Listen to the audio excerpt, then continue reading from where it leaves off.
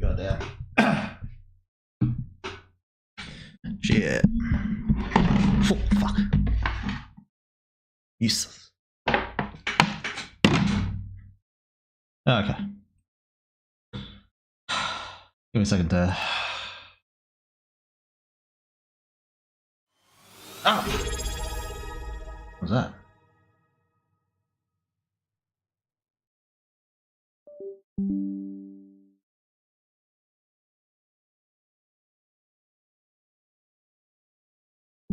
Shit.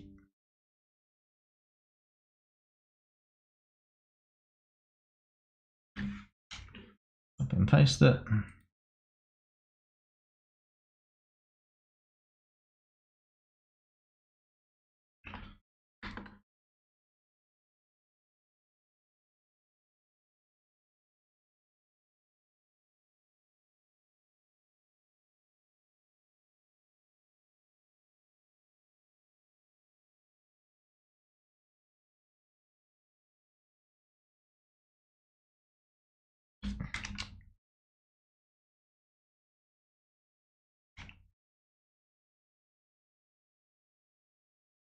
And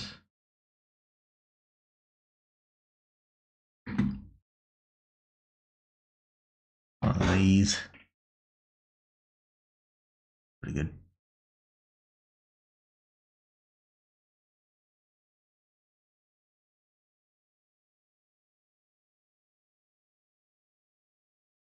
Okay. I think we're about ready. Pop this out. And we'll... Now, how do I show my fucking face?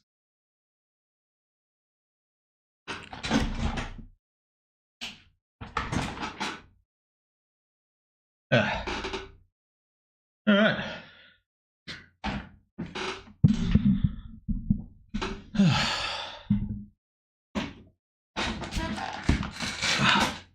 Okay. You're on my first stream. Hey, MF Hole. That's a good name. How's it going? Alright. Hello, Weird World. Hey, Jerry. How's it been? It's our favorite Aussie again. Thanks for Monster Wife / girlfriend. Weird. Monster Wife? Who's that referring to? Is that a Gleichwolf? I don't know who you're talking about. Hey Tom, how's it been? King of Eminence, hello. Probably won't talk much because I'm playing Bloodborne. Oh, what a classic. What a great game that was. God damn. Man, I love Bloodborne. It's too bad Dust Bloods didn't come out on PC or some shit. But fuck, what a great game.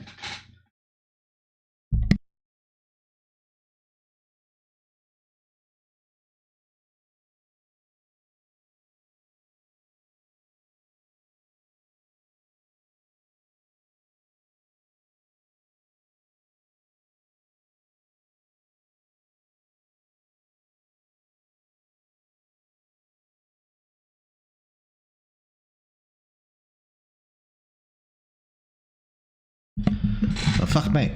Jesus, hay fever's killing me. I took a goddamn pill, but... Hello, Weird Hey, Nagafish. Nemesis. How's it going?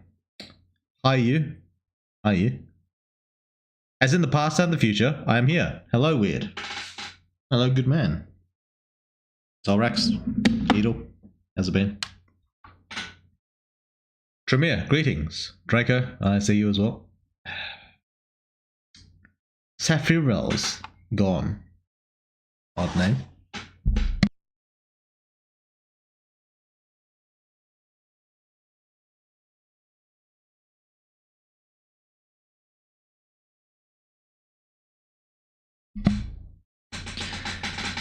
Adam Valarian, subscriber prime. Oh, geez, thanks, mate. Hey, man, I just opened last week's stream to catch up. Guess I'll watch later. Yeah, fair enough. Yeah, welcome in. By the way, thank you, Weird, for giving Alice wings.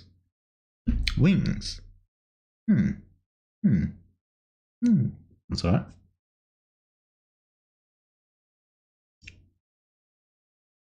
Anniversary results went? Oh yeah, I totally forgot about that. I just totally slipped my mind.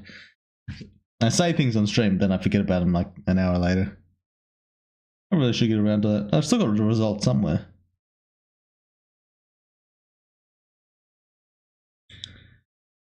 I've never finished any Souls game. I get close, but then I die too many times and just delete it for another game. Yeah. I think I played all of them, as far as I can remember. Dustbloods will be the first one I don't play. At least until it gets like if it does, a multi-platform release. I don't know if I want to buy a Switch just for a single fucking game. I'm not that dedicated. So is it canon that Shopkeep crashes your game if you don't spend power long? Yeah, that's part of the law. Sorry, mate.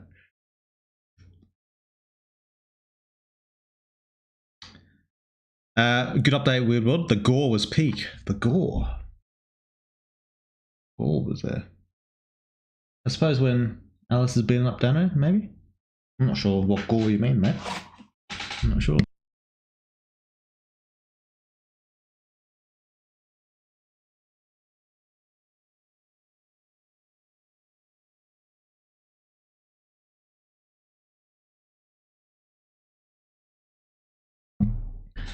How good it is to be here with all of you, my brothers. I was worried. I thought there wouldn't be any today. No, we usually start about now. Go on about now. Usually, unless there's something like that comes up, like I need to do something. But usually it's fine.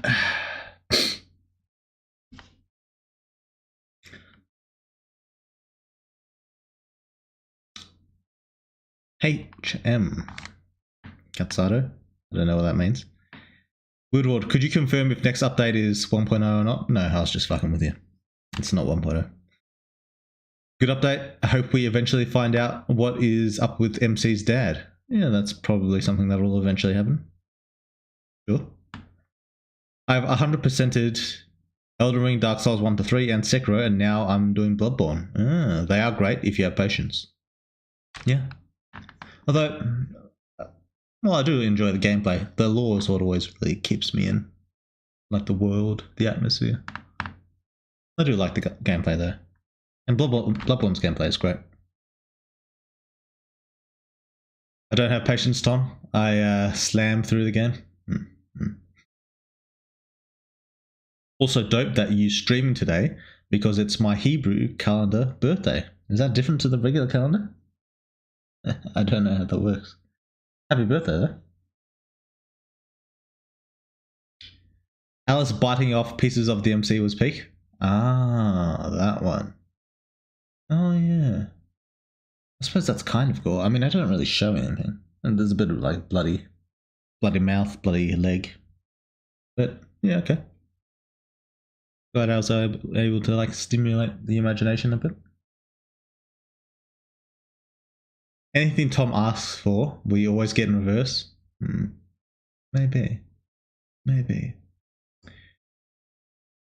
Does MC stand a chance against Alice in a 1v1 as of the end of the current update? It's a heated topic on the server right now. Who knows? Would she? Would he? I'd say, well, actually, no, I won't say that. But things don't look good. Things don't look good. Yes, the Hebrew calendar is stupid and annoying, which causes my Hebrew birthday to be a different day every year. Would you celebrate on your like normal calendar birthday or your Hebrew calendar birthday? Happy birthday, happy day of birth, Tom. Yeah. Shopkeep is stronger than the apostles. I don't know if he can crash the game. So have you been? Yeah, I've been alright. Trying to think of what's happened. Just been doing a bit of work, bit of games. What do I play? I've been playing Monster Hunter. Great game. Other than that,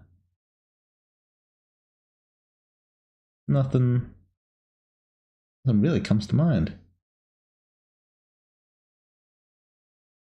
I got some new workout shit. So I'm gonna be doing some of that. Should do a workout stream one day. I can do it. I could just point the camera right at it. But I haven't got around to it. Ugh, fuck me. Goddamn, the hay fever is killing me.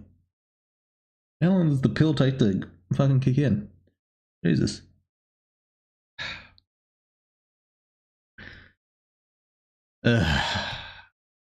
Both? What's the reference to? I forgot what I asked. Oh, you celebrate on birthdays, right? Well, that's alright. Make MC do the Mr. Fantastic Four pose. Or with like the hand thing. Yeah, maybe. Maybe. You look a bit knackered, it's the fucking hay fever. Killing me. Fucking killing me. Jesus. Ugh. Ugh. Hello, Weird World. Have I missed any good lore drops or something? Not yet. What's your bench PB? I don't know. I haven't done bench in 50 years. Or, you know, since the last time. I'm still waiting for the barbell. I've got a small one, but it doesn't fit on the rack. So I'm still getting the barbell. Once I got that, then we'll see about how well I do for the bench. Right now I just use dumbbells. Best way to not be hungover is drink more, bro. Yeah, but I'm not hungover. Wish I was hungover. Being hungover would be fucking better. MC versus Alice. It would be an even fight. Alice may have more destructive power, even more energy, but MC has more experience fighting people stronger than him. True, but she's a significantly better fighter in almost every respect. Speaking of lore drops, think it's possible to do one this stream? It's possible. I don't see why not. How do you set it up again? I'd have to log into my fucking Twitch account.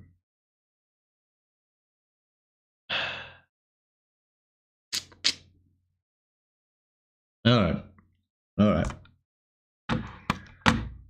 Let's see how if I can log in.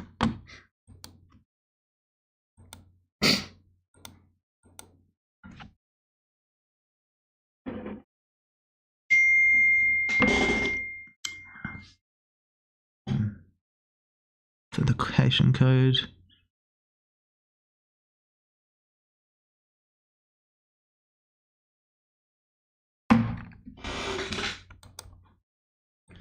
Hopefully it remembers my fucking device. Alright, I'm in.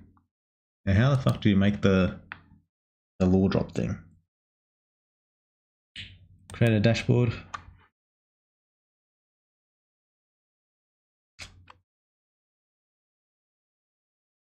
The viewer rewards, power-ups, and channel points.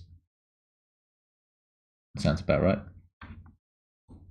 Rewards.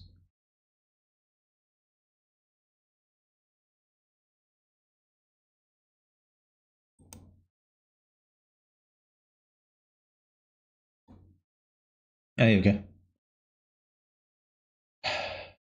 Max challenge limit reached.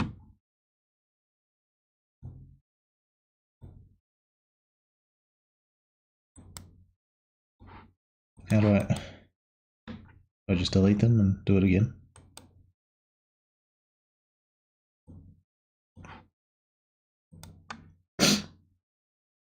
Alright, lore drop.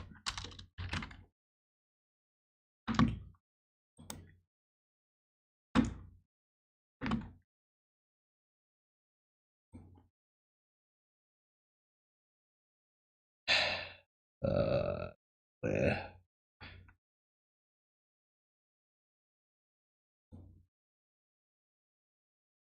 Is this bitch?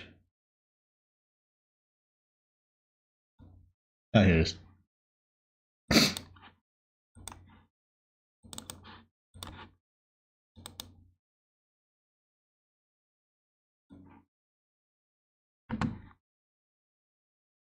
do you set the price?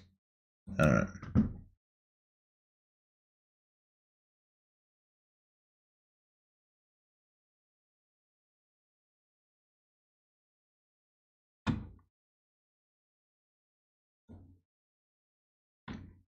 You get it for 7 days. Should have made it 8 days. Oh, okay. More drops there for those of you who want to fucking do the shit. Oh, fuck me.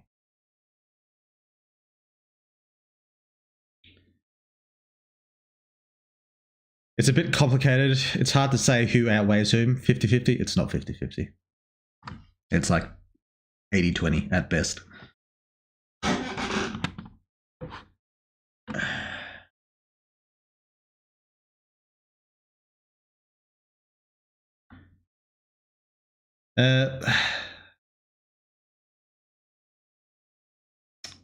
Edward World couldn't be in last stream, but I want to say that I love the new update. If you had time, would you say explored a route where Alice stays a superhuman? Would you have explored a route where Alice stays a superhuman? Maybe. Maybe. Give a second.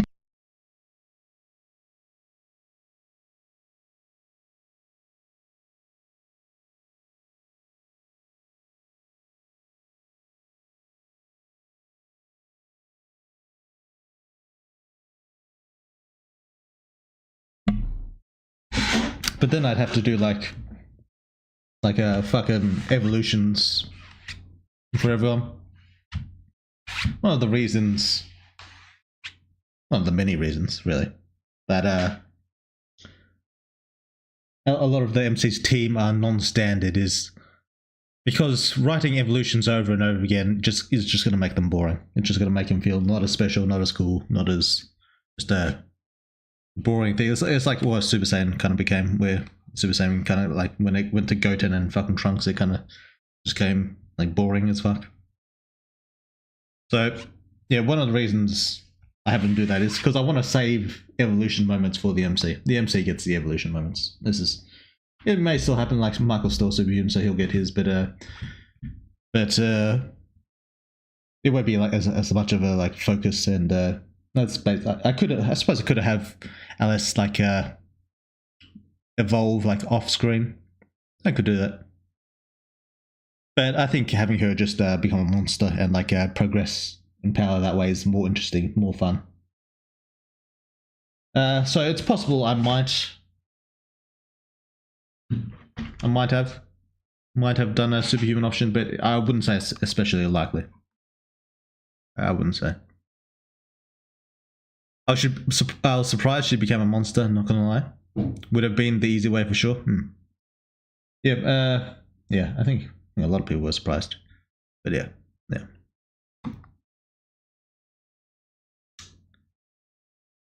Hope next update has more Ella. Maybe it'll have less.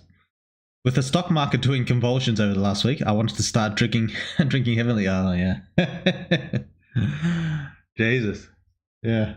How you guys stocks doing? You doing okay?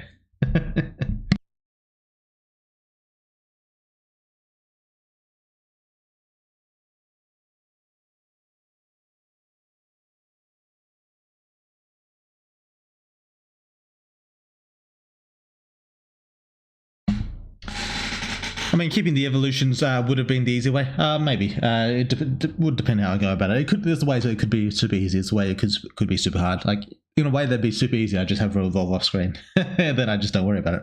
It'd just be that simple. She goes off, she does whatever, and then she just evolves off screen. That's totally possible. And then there's a way it could be super hard where I show you every single evolution. So yeah, it's just up to how I decide to do it.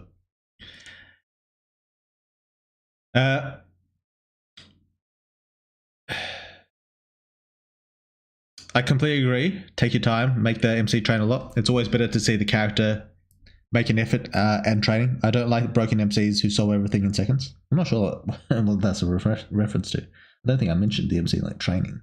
But yeah, I mean, sure. I generally agree.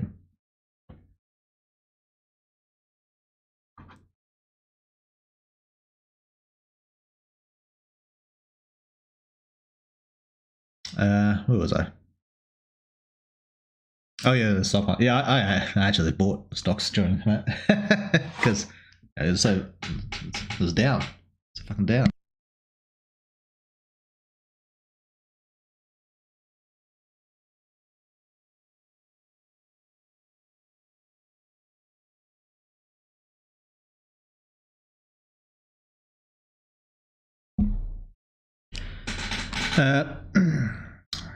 Superhuman as a show would go crazy. It would be pretty crazy. I don't know how well it'd suit it though.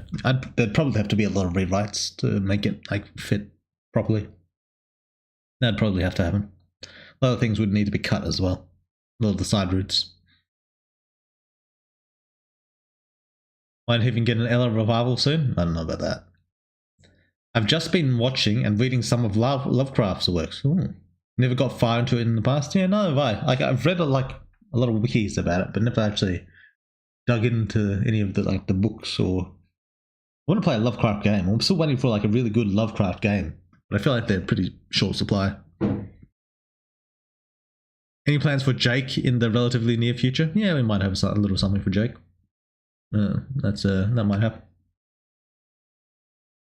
How's the stock market in Superhuman? Fat ass, if he lived, is having a ball of a time being poor right now. Fat ass? You mean Jake? I don't know who you're talking about. Why he would be doing badly in the stock market. Or, yeah, I don't know.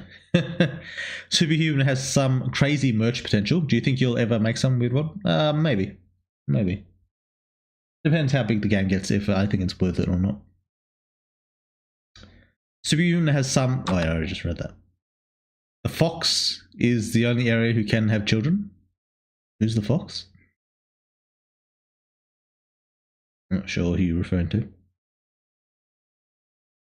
Hey, Weird. Hey, one true author.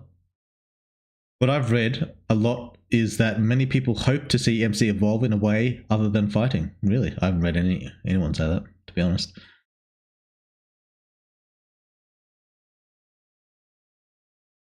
As for the Alice versus MC talk, I'm on the side that current Alice beats MC. Yeah, maybe. But you know, a lot of things, a lot of fights in Superhuman depend on circumstances, like matchup, stuff like that. Like, there's ways where someone who shouldn't win will win, and there's ways where, where they get stomped every time. It just depends. Like, things change depending on what's going on. But yeah, maybe. Can skip 2 Evlos with the serum though. Could have done that for hours. Could have, but then that's boring. I'd have to do that off screen as well. Like, I wouldn't show her like jamming it because it's fucking boring. So it's basically the same thing as me saying, yeah, you could have done it off screen. MC is the cool guy. He gets the cool evolutions. Everybody else can fuck off. Yeah, well, that's basically it.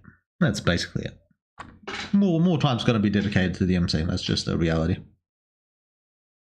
Give the side characters a bit of attention every now and then. But the main thing is the MC. But Michael is dead. True. That's a good point. That saves me a bit of time on evolutions as well, since Michael's dead. So I do appreciate that, but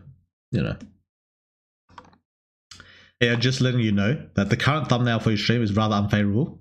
It caught you amid sneezing into a handkerchief or something. Well, what can you do?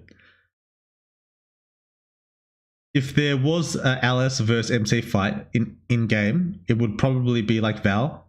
Only one correct path that leads to a win. Maybe. Or maybe it'd just be a dead end. where if you choose the fighter, you get fucked.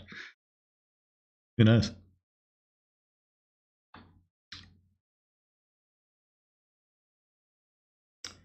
Wouldn't the MC technically do the Evo serum? Xanth mentioned that. Maybe. Who is Deus similar to? In what respect? Like in other media? In Superhuman? I don't know what you're talking about.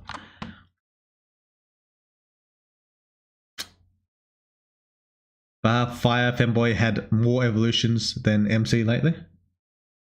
We had one. If you count one. Cole, sex scene win? Never. There's never going to be a core sex scene. Alice stomps MC. How is this a conversation? It's like 90-10 in Alice's favor at absolute best case scenario for the MC. Oh, maybe. No, he's not goofy. Alice knows he's not dead. Michael is too cool to die. No way in hell he is wasted like that. Maybe. Evolutions don't have to be these huge moments, at least not all of them. Michael got his second Evo from the serum and the story wasn't damaged by that. Yeah, but that's why it is done only once. Like, I like showing evolutions in different like respects. That's why I try to make each evolution like a different type of thing. Like Cole's was a different type of thing. MC's first and second was a different type, and Michael's got the serum one. So I'm not going to show another serum one. It's just me repeating the same shit. I mean, there's ways I could do it. Don't get me wrong. If I really put my mind to it, I could do it. I'm just not going to because it'd be boring. That's all.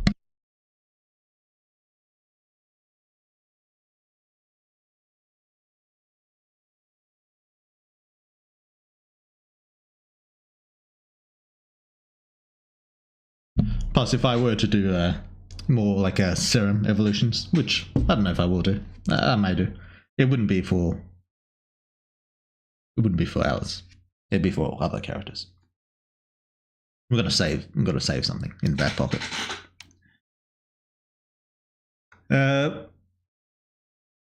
Superhuman? Who's they are similar to in Superhuman? I don't know what. Like in what respect? Like what are you talking about? Like in personality, in powers? What are you talking about? If you're asking powers, I'm not going to tell you. If that's what you're hoping for. Hello. Hey, Dom. How's it been? It's Dommy. Hi, Dommy. Welcome back to the usually weekly weird. Doesn't give us answers. True. I've got a lore drop somewhere. I don't know. Did I paste it anywhere? Did I activate it? I don't even know what I fucking did with it. Oh, I didn't even start it. There you go. There's a lore drop that you can get started with. Michael will end up fighting the power for sure. Maybe. Oh, Jesus. Fuck me.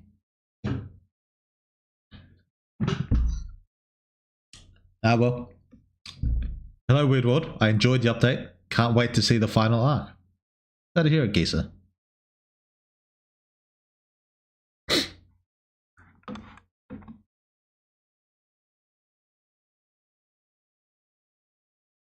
MC evolve in a way other than fighting. I'd be happy to see an emotional evo for the MC. It explores character and be welcome break from evolving during fights. Maybe. Though I'm not generally a fan of expanding the MC's character or giving him emotion. Or at least not expanding the MC's character through emotion. I'm generally not a fan. It might be an option, but it won't be like the default where we have to show the MC feeling emotion. I just hope we get a natural Evo 5. Oh, we're not going to. We're getting artificial for Evo 5. It's just better. Okay, can we get an option to kill Monster Alice? Maybe. Who knows? It'd also be hilarious if he evolves from a fucking demon. Demon? I'm not sure who you're referring to. Maybe Aisheth?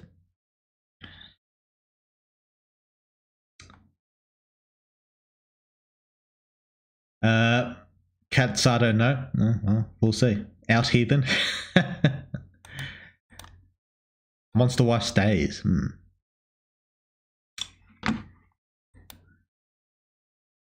Weird World, the Monster World arc, or Monster World, is boring.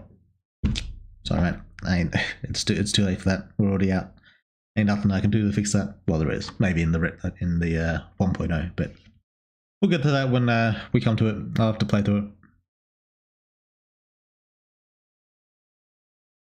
I'm one of those people that wanted MC to evolve without fighting, specifically during the Golden Key scene a while back. I find that the MC evolving through fights to be repetitive now, and it happening again with his fourth would be a bit of a letdown for me. Well, you might be let down, Draco. Or you might not. We'll see. As for the Golden Key scene, you mean with the mum? It was never going to happen there. I think a lot of people might be hoping for the MC to have like an emotional evolution. And maybe that will happen. But if it does, it's not going to be like a default option. Having the MC feel any sort of emotion will always be, well, generally speaking, be optional. And for the times where it's not optional, it's not going to be a very strong amount of emotion, usually. Or at least there'll be, if I were to do it, there'd be several different reasons for the emotion, and you get to choose between those reasons. Yeah. But for happening outside of fighting, that could happen. That could very well happen. But I don't want to give you like false hope. It's already written in stone. So Rip Michael, yeah, he's fucked. He's fucked.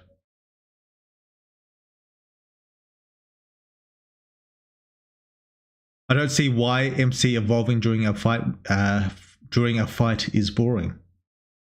I don't know, I think just because it's been done before. I think that's probably the reason.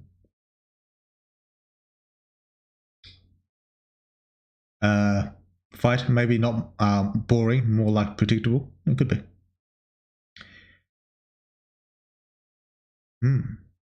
Although, well, we'll see.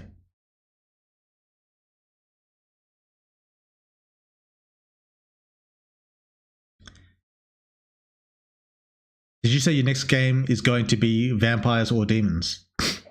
Yeah, it could be either. Could probably vampires, I'd say. Probably.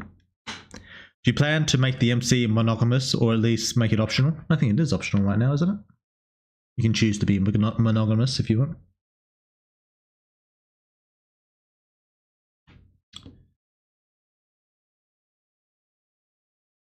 Yeah,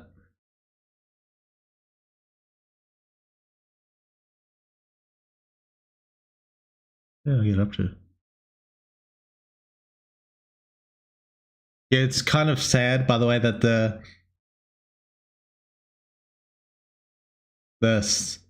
Smix with Sheed is a dead end. Why is that sad? Did you think you were going to survive that? Jeez.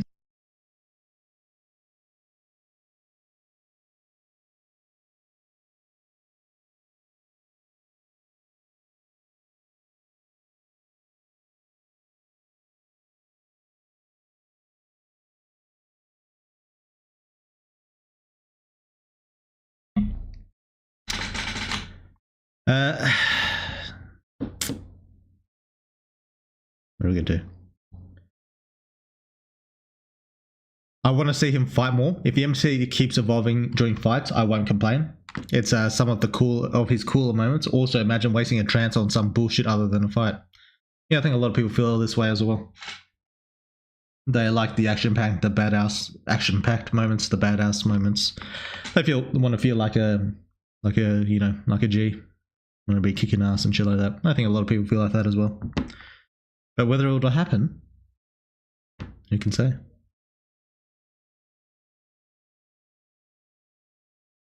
It's not that people find it boring. It's pretty awesome. Many just say they'd like to see it go another way. I'm happy with any option. Have the MC evolve during a sex scene? Could be kind of funny, but probably not as impactful. You know? Maybe. MC's power will end up being the ultimate gaslighting, changing memories and appearances at the same time. We'll see. We'll see.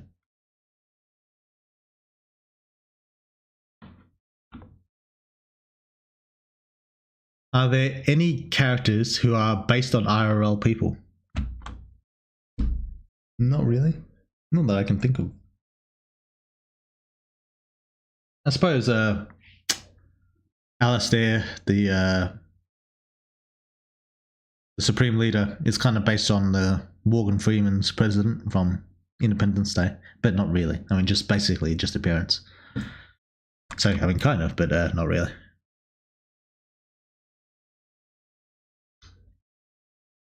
Hey, Weirdball, now that everyone in the crew is a superhuman deviant, well, except a few people, would it be correct to say that Michael is only normal superhuman? MC's got the eye thing going on, despite always being the odd one out. Ironic. I'd say the MC is pretty normal superhuman. I mean, the eye thing isn't really unusual. Everyone's got an eye, right?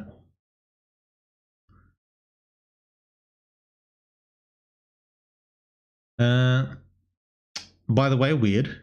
I'm really enjoying the new update of the game, and I'm expecting to see some of these fights. Number one being a rematch of Cole versus the MC, and number two being any captain versus Indra and more. Maybe you'll see some. Maybe. Hi, does the next update will be the last one? Who knows? Who knows? Nah, it's not going to be the last one. I've still got a bit of time left.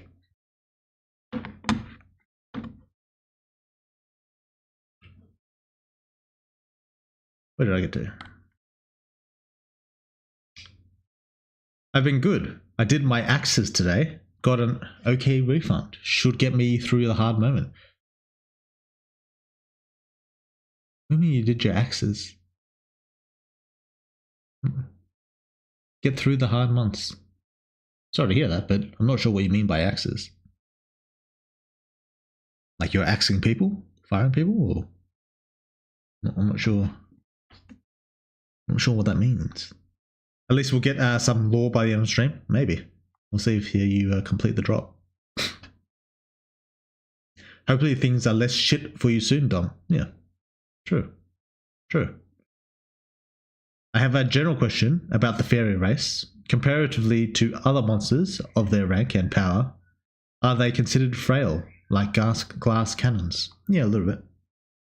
Like, comparatively. Sure. Of course, that's only talking about their physical body. Many can use their powers to defend themselves. So, in a way, they're not really at all.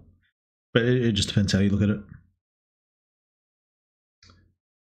I think I would be disappointed if the MC won't get Natural Evolution 5, because it felt like this great mystery and a Chekhov's gun, and if it isn't used, it would be disappointing.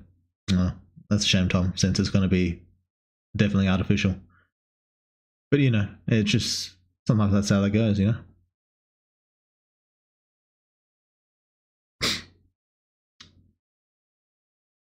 Did you ever trace panels from comics for the fights between Alice and Daniel? No, I use 3D models and trace over that, or draw over that. I don't really see the point in tracing over like other comics or whatever, because just make it easily in 3D. There's no benefit or upside to me.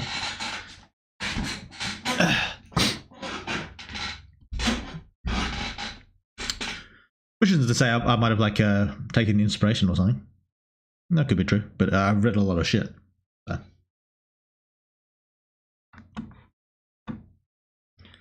In my head, the reason why I hoped MC evolved with the Golden Key was because he was finally complete with all his memories, not so much for the emotions. Ah, I see.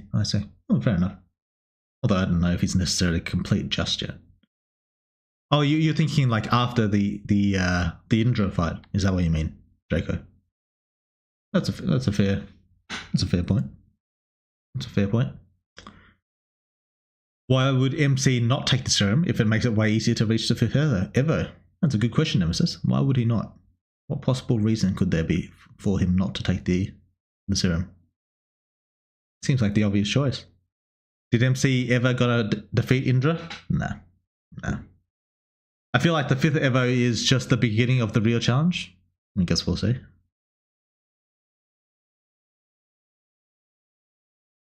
Long delay, but having an evolution like that is like meditative instead of emotional would be neat. Like when Aang lets abandons to get the avatar state, even if it backfires immediately.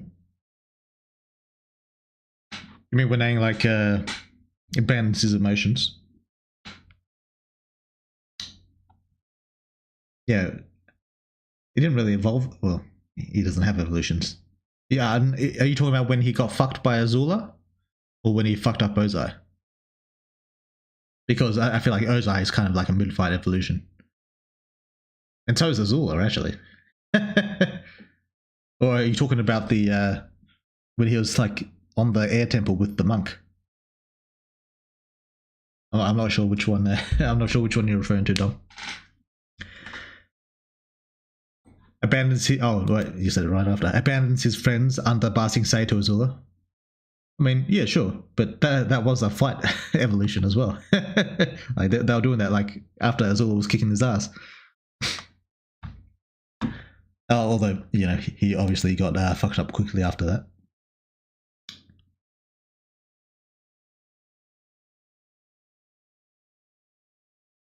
Crying face? Yeah. I'm guessing it wasn't just Sylar that messed with the MC's memories. Who knows?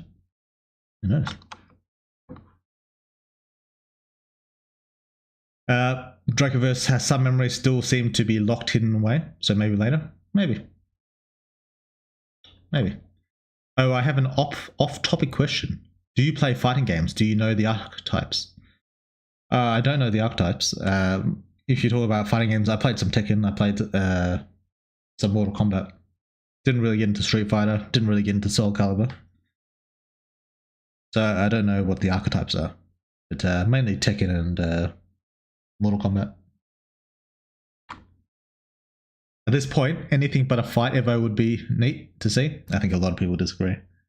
But that said, this might be the case. I got to thinking, what would each character be? I think MC would be a stance character with his armors. That's what you mean. Yeah, I don't know. You'd have to list out the archetypes for me, Dom, for me to properly understand. I would hope so. It would be a similar method from fighting, in a similar manner to Shen. Obviously, different context, but a different method from normal.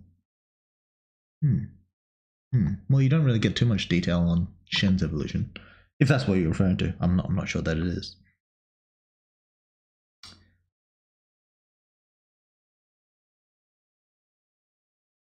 Completed the last update. What Evo should I be?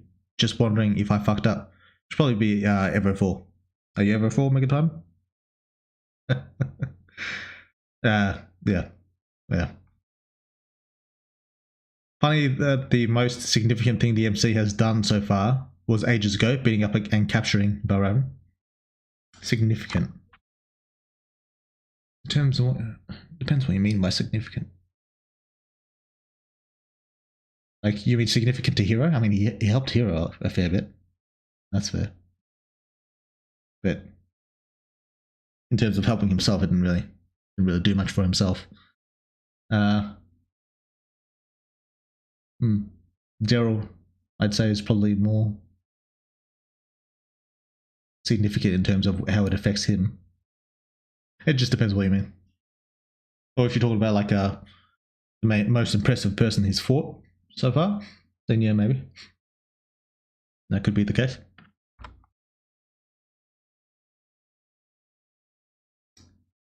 Nope, I fucked up. Nah, I'm just fucking with you, man. Nah, you're level 3. You're still level 3. Make it done. Don't worry about it. Don't worry about Evos. They'll come by no matter what. Maybe. Did you all have any official Instagram channel? I've got one. I can't remember what it's called, but I've got one.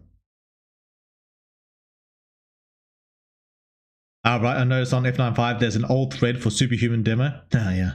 The good old days. Where did I get to?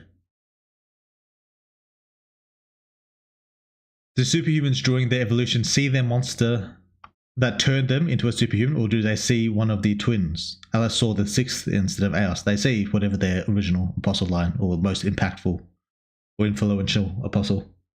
It goes up the chain. A bit of both. Daryl saw Rebus, for example. Did Daryl say Rebus? Might have.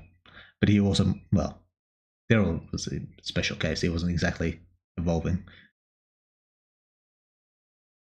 Seems like the obvious choice, so it's clearly a choice he won't take because he'll find a reason not to. I don't know. I can't really think of a reason why he wouldn't just take your serum. I mean, it seems so obvious and straightforward. You know? I hate that I can never tell if you're being serious or fucking with me. I mean, he is getting artificial. I'm not. I mean, let's be real. Why wouldn't he take the serum? I mean, this is happening, Tom. It just doesn't make sense otherwise. There's no reason for him not to. Can you tell us the percentage of the human population that is dead between the start of the story and the MC's return from the monster world? Oh, a tiny percent. Maybe like... I don't even know what it'd be in decimals, but it'd be like... Monsters have barely done anything. Heroes too powerful. Tom, especially with you, assuming it's fucking with you? Could be. At least 3% if I had to guess. Yeah, maybe. I think that's being a bit generous there. I never trust anything Weird says anymore. It's easier this way. Holy shit, he's learning. Yeah. What ideas you had then? I can't remember, to be honest. You can check the post. I'm sure there's a few things. Tremere, should we make him a cake for his achievement? We can give him a cuck chair as a gift. Yeah. Fun and game archetypes: Zoner, Trapper, Stance, Puppet, Grappler, Shoto, Power Up. I can guess the Puppet one. Probably be like Daryl or Jake. Grappler? I don't know if I have a Grappler at the moment. MC is kind of Grappler. I don't know what Shoto means.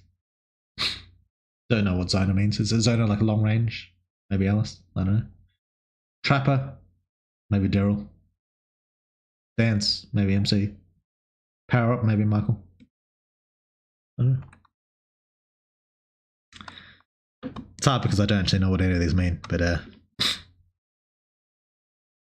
he already has one of those. He got one with his Harbinger of MTR title. Yeah. That chair gets extensive use though. Be nice for him to have a spare.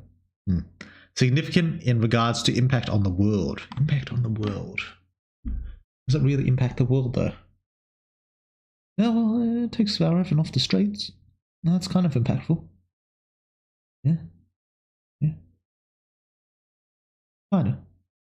Kinda. The Valorant was at a pretty low level when that happened. But yeah, I can agree with that.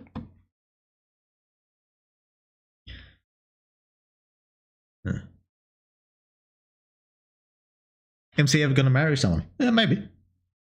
I don't see why he wouldn't. Like, at the end.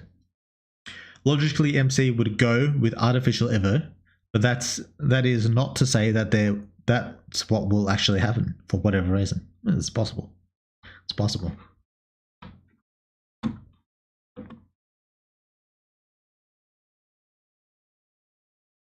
Imagine missing an evolution in this game. Oops, I fucked up. I didn't get my ass beat hard enough, so I can't evolve. Guess I'll just die in my next fight, Lamau. True. That would be pretty fucked up. God damn.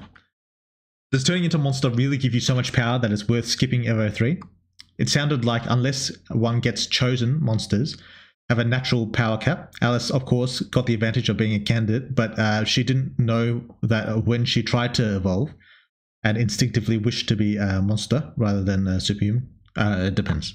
There's several ways it can go. One is the obvious, yes, being a monster gives you like far more power, and that is if you're a human. If you're a human and a monster turns you, and if that monster's A class, you jump straight from ever nothing to A class. So in that sense, being a monster is significantly better or faster, or you get significantly more power. Two, if you've been changed by a powerful monster,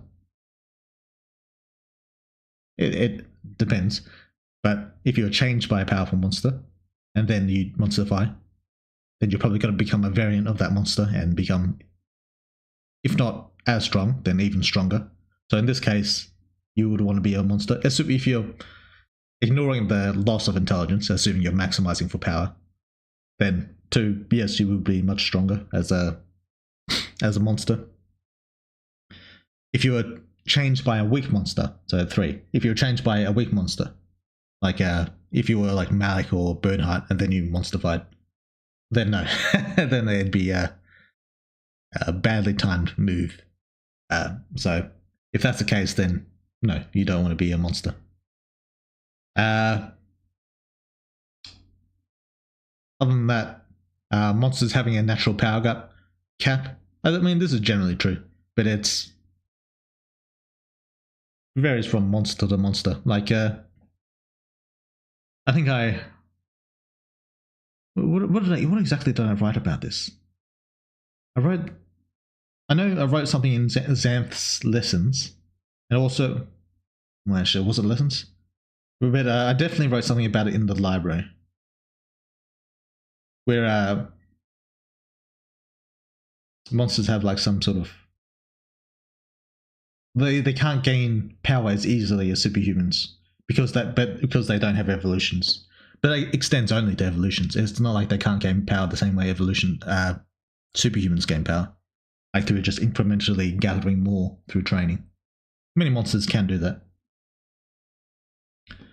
but it's one of the methods through which monsters can become S-class in their own way. But that's a unique thing as well. So not all monsters can do that. But yeah, compared to superhuman, monsters have a lot more varied ways of gaining strength that are usually a lot more strict in requirement. Yeah. As for Alice not knowing whether this would happen or not, yeah, that's true. But if she's generally confident that she'll gain a lot of power, and it's the kind of, well, I don't know how. Do I want to explain that?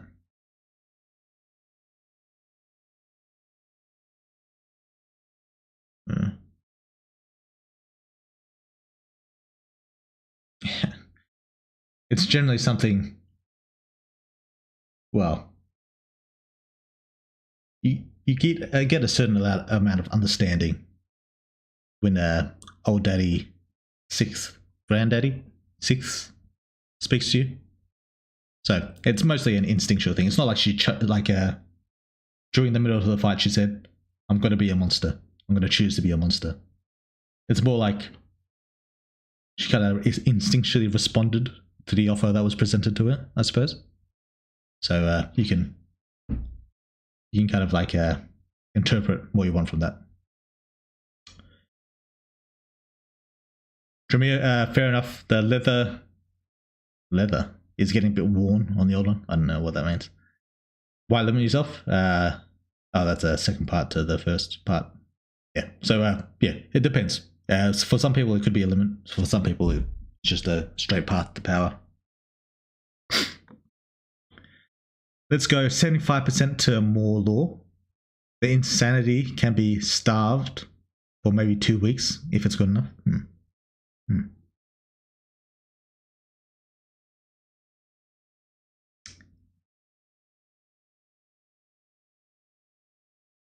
What happens if you're changed by a weak monster, evolved but to be stronger than that monster, then monsterify?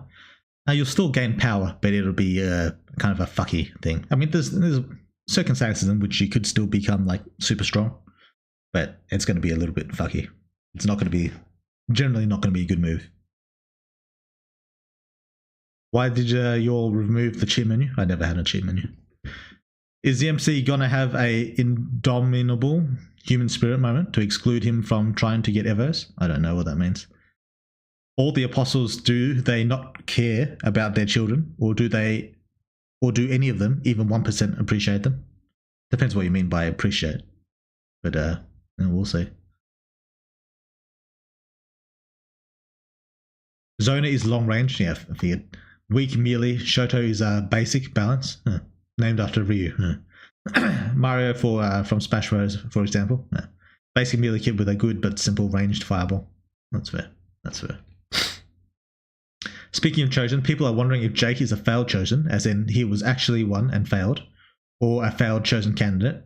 To jump ahead a bit, the Origin said that Jake was failed chosen of the first. Who knows? I'm not really sure I understand the question. Failed chosen, or was he? As in, he was actually. Oh, he wasn't actually a chosen. No. Failed candidate is probably more accurate. How are the 3 strongest level 5 so much stronger than the other old level 5s? Oh, just basically push-ups and sit-ups and, did a 10k run. They work out a lot, So say Malik monstified, how strong would he get compared to his now? He'd probably decrease in strength significantly. What's up? What up, Necromancer? How's that going? Hard-hitting question from the Discord. Has last thing you need to answer today is Evo 4 level 3? What? The fuck does that mean? What do you mean? I mean, yeah, I don't know. I'm not sure what you mean, mate. Not sure what you mean. What up, weird guys? Necro, how's it going? So Evo 5s can still become monsters in some ways. It's not a particularly common thing though. Woodward, what have you done? Now Alice is a bloodthirsty, brutal, and unhinged monster. Devouring sex is only fun if it's a kinky kind of devouring. I mean, maybe that's her new kink, man.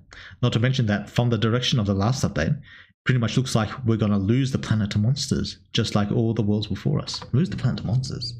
I don't know about that one, mate. With Hero there, I don't know if that's even possible. The library in Hero said that most monsters can't evolve. Is there a chance we will meet a monster capable of evolving in Superhuman? Yeah, it's possible. We might meet an evolving monster. This is true. And there's other ways that monsters can increase their strength outside of evolution.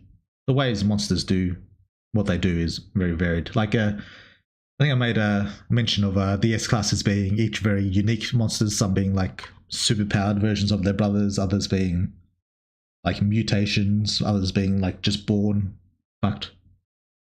And so there's a lot of different ways for monsters to be super strong, like outside of evolving. Some of them just like train super hard and then they just break their own limits. You know, lots of ways for monsters. Maybe I'll expand on that one day in the story of the various different ways monsters can gain strength. Like an A class can train up into an S class. It just doesn't usually happen, that's all. Mostly because they can't think.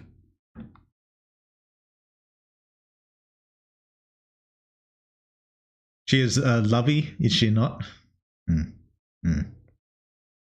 Not when she literally takes a few mouthfuls of flesh of the MC. It's just a bit of fun, man.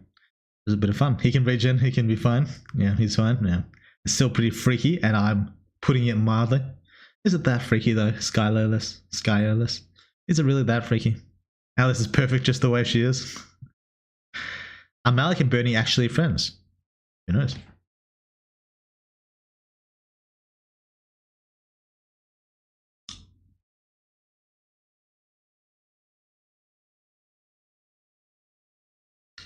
What allows a person to retain their intelligence and monstification, like Alice and Alice did? Well, I think I say it in the game.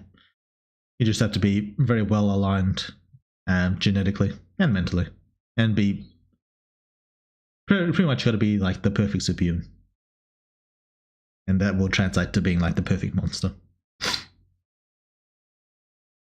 Did you reference Tokyo Ghoul with Alice biting MC? No, although now that I think about it, it does kind of make sense. I do like Tokyo Ghoul.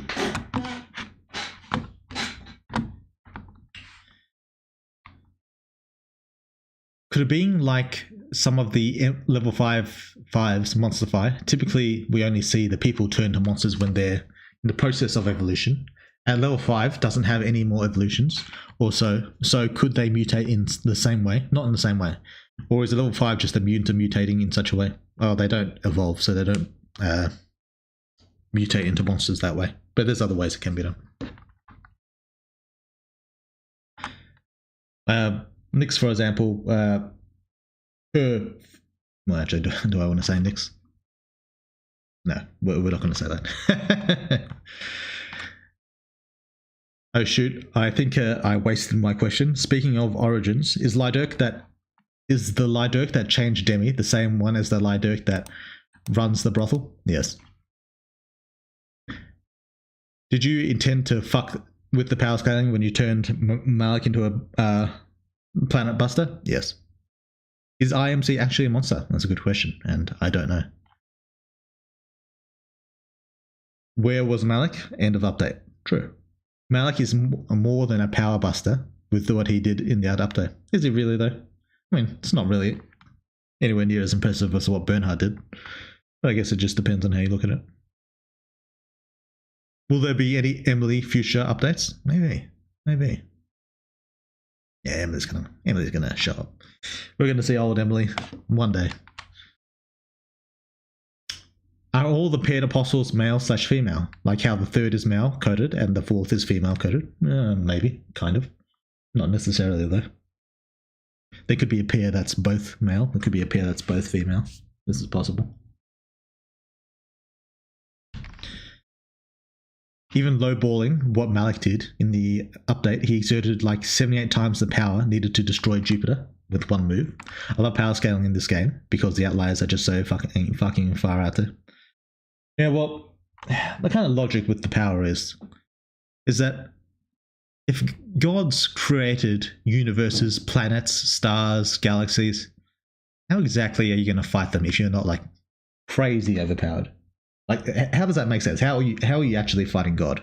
Like, assuming that's what's going to happen, and you know, EMC's not like at Malik's level, but how exactly would you fight God if you can't at least do that shit? How does that make sense? The truth is, I'm not too worried about any of it, to be honest.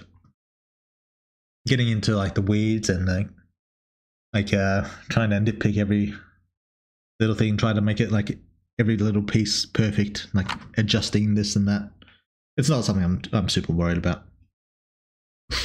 It's got to be mainly just making it interesting and kind of flow well.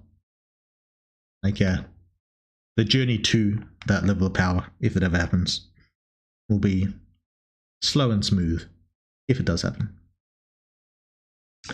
Hey Weirdworld, if MC were to attempt to use his powers to gender bend Shopkeep, would the MC die? No. Weirdworld, if you had to replace one of the characters in your story, and I mean you literally become them, and inject into the story, who would you pick? Probably the MC. Probably. Unless, wait, are you talking like I could be like gods? I'd like to be a god. I wouldn't mind that, but yeah. Can Alice shape her graviton orbs? Like make a blade? No. The big three are freaks capable of shattering reality with just the pressure of their powers, bro. The fights are going to be fucked up. We'll see when the time comes. Who do you find most interesting character-wise in the big three? Like, if you were to make a new character tier list, where would you rank them? Most interesting? I suppose Henry would be the most interesting to me.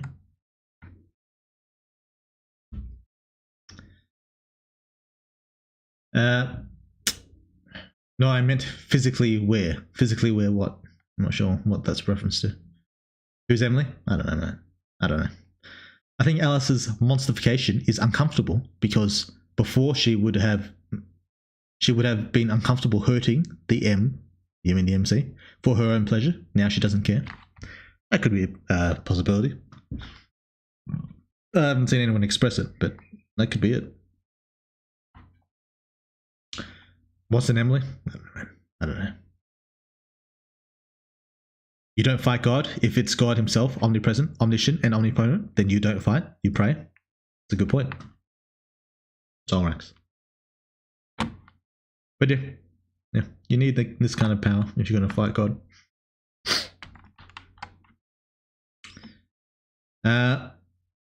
So they are like literal gods? I thought it was metaphorical. If they're gods, why can't they just show up in the material realm and fulfill their roles? It's a good question.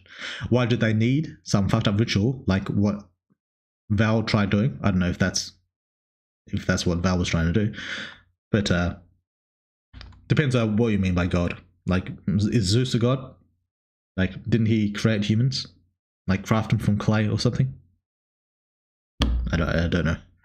It depends what you mean by gods. If you're talking like omniscient and omnipresent, they're not. They're not like Christ God or something like that. Not the ones we've seen anyway. At least, well, they are in some ways, but not really.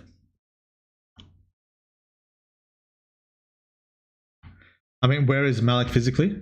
Did you ask that? I don't know. In the game, silly? True. True. I see them as fundamental aspects of the universe, some similar to Marvel, where they can't manifest fully in the material universe without a material body of lesser power. Could be. Could be. I think it's just a title of God, not an actual omnipotent being. Yeah, like I said, it depends what you define as God. Is someone who can create a planet God? Maybe. But it's not really the same as being omnipotent, is it? Because there's a lot bigger things than a planet out there. Is someone who can create life God? I don't know. Is someone who can create a galaxy God? Just depends. Depends on how you look at it. Superhuman has as many gods, but who is the God? You know?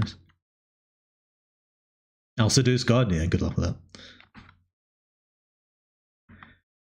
Woodward, what's your favourite animal and what that's been shown in the game so far? Shown in the game? I don't know. I've always liked gorillas. Gorillas are pretty fucking cool. Tigers are pretty fucking cool. I don't know if I showed a tiger or not. I think there was one at the zoo. Lions are pretty fucking cool. I don't know. It just depends.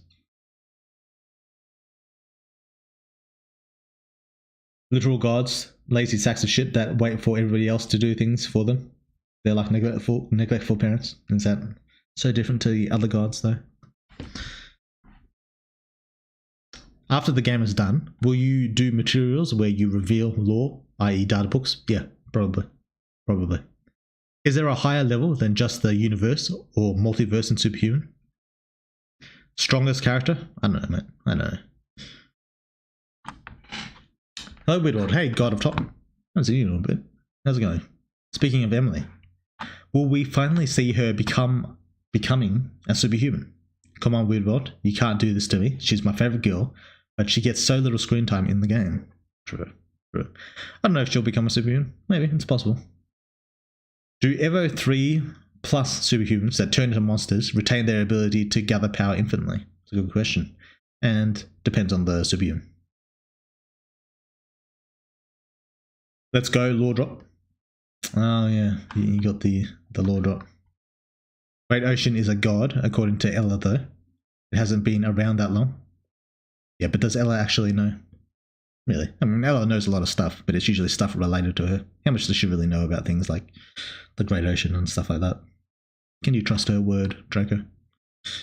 The big G god is Weirdward himself, obviously. He shapes reality itself on a whim. Yeah, well, yeah. I suppose that's true. Are the apostles virgins? I suppose it depends on the apostle, doesn't it? Mantis shrimp meta? Yeah. I like the mantis shrimp in terms of concept, but the animal itself? Yeah. I guess it's kind of cool seeing him whack through shells and shit. Like break glass in those YouTube videos. That's pretty cool. Lore? Oh fuck, I didn't expect you to stream yet. Why is that? I usually stream about this time, don't I?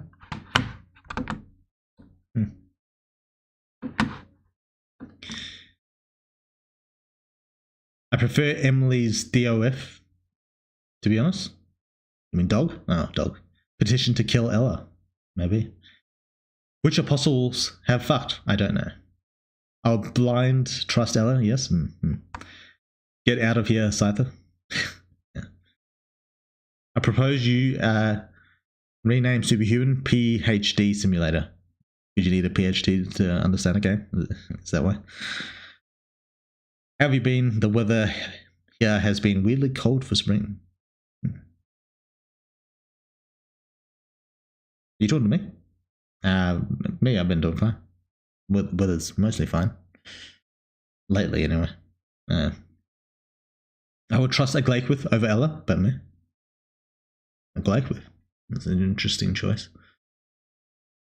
Yeah, okay. Woodward, why? Why what? Could you tell us who came first, the apostles or the arbiters? Maybe. Emily going to be the spawn of the Clythoth. Trust. It came to me in a dream. Hi, Woodward. Have you considered creating a path where the MC joins Sin? If there is already, I haven't found it. Oh. Have I considered? Yes, I have considered. Trusting the chosen of concept of lies is crazy. Who knows? You had to think up that thought. Then you had to type it out. Then you had to look at it and think, yeah, that's a good question, and hit enter. That's true. This is true. Are we going to see Laurie again? Maybe. I don't see why not. Yeah, worth a shot. Was it though, Tom? Was it worth a shot? So far, Glakewiff hasn't lied, lol. As far as you know. Do you prefer Bombardino, Crocodilo, or Tralalelo, Tralala? I don't know what any of those things are. I've heard of them. I don't know what they are. Aisha is of truth and she lies her ass off. No? That's a good point, Tracker. That's a good point. And also, sorry if you already answered this before, but will the next update be the last one after all? Are you switching to another game after Superhuman 1.0? Will you finish Superhuman first? I will finish Superhuman first. That is, I will get to Superhuman 1.0 first. Is that next update? Nah, that's not next update.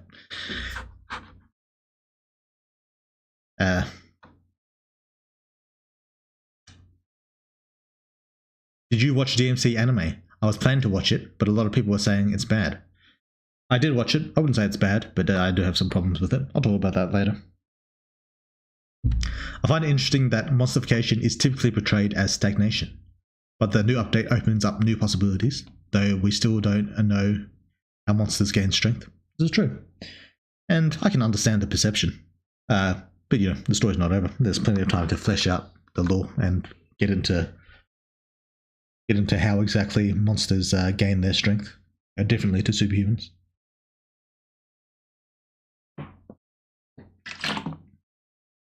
You know, I kind of hinted at it in the library, but the way I hinted at it was kind of by saying that it doesn't happen very often. So, what's on the moon? Who knows? Can MC copy a hummingbird's metabolism? Maybe. It depends on how it would function in human size. Superhuman is a bad name, to be honest. It should be renamed to like Superhuman Evolution or something. That's funny you say that, because I said that literally several streams ago. You're copying me, Clover King, right? You're fucking internalizing my ideas and just telling them back to me, son of a bitch. So, yes, that probably will happen.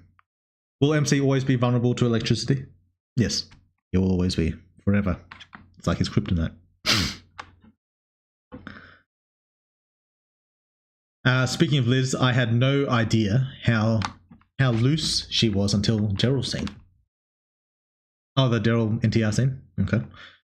Like, I never understood Liz's sexual aspect. The only reason I ever read through the cuck scene was the character study Liz. Sure, that's the only reason, eh? Well, she was kind of, the thing with Daryl was she was kind of doing it like as a purpose to like kind of distract him. But even so, she was saying some pretty crazy shit. As for her being loose, yeah, she generally is pretty easy. Yeah, this is true. Oh, did you check out episode 1 of Being a Hero X? I did. What a great fucking show that was. What a great fucking show. Damn, I'll talk about that. But yeah, Being a Hero X. It's only 1 episode in, so we don't really know. But right now, it's shaping up to be an excellent fucking show. I'm really looking forward to all the future episodes. I doubt episode 2 will be as good, but I'm really looking forward to it. Will we see Claire Lantos again? Maybe. Woodward, why did you want to start streaming? I think this has been answered before, but I forgot the reason. I forgot the reason too. One of the reasons was because I'm not talking to a lot of people. I think I kind of like miss the workplace banter kind of thing that I used to have back when I was working normal jobs. And so this is not really a replacement, but it's kind of like it's something at least. Other thing was to like kind of market Superhuman. I don't know if I've been particularly successful with that, but I figured gamble a little bit. It doesn't really hurt me. 3 is because I don't usually interact in the Discord, not very often anyway. And that's because Discord annoys me, because then you'd have to like check it over and over again. People are messaging you all the time. I have to like interrupt my work to go check in the fucking Discord. I like to just condense all my community activity into like one go, all in one time. And doing the stream like kind of does that for me.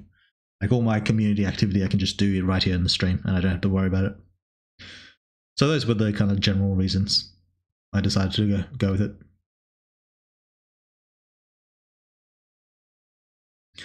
Can MC copy an insect's muscle structure? Yeah, probably. It depends. Keep in mind, just because he copies it doesn't mean it'd be useful to him in the way that he's structured. Why is that guy on the NTR scene? Shake my head. Who knows? MC's pink kryptonite. Electricity isn't really his weakness. Electricity makes him overload, which with so much energy that it can kill him. It still has the eel DNA. He does indeed.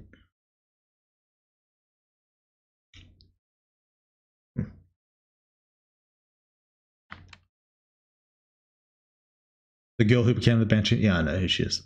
Would the MC be able to generate electricity by mimicking an electric eel? In some ways. Also, why is Cole so dogshit? How the actual fuck did he manage to lose to someone who was a superhuman for less than a year? At that point, while he has been one since he was a child. Simple. The MC is just very effective at countering his normal strategy. It's very straightforward. How come Ella isn't weak to electricity in the same way MC is? Mum Gen X fucking him over for once? Maybe. And yes.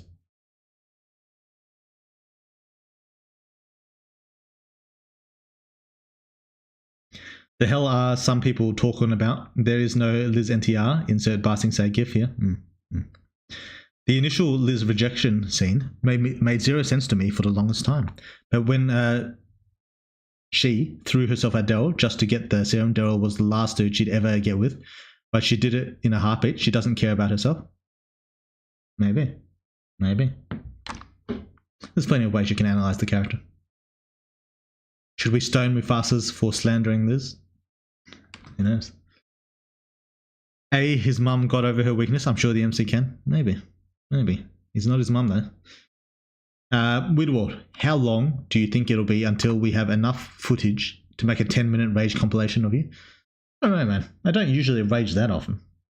I mean, sometimes I do, but I'm not like a constant rager, and I only do stream once a week, so you might be waiting a while. Nah, either public execution or take him behind the shed. Plus you get to yell at people who ask retarded shit, like the MC can be plasma and shit. Oh right, is that the guy that I lost my shit at? Get Tom on that? Yeah. Hydrate. Good point.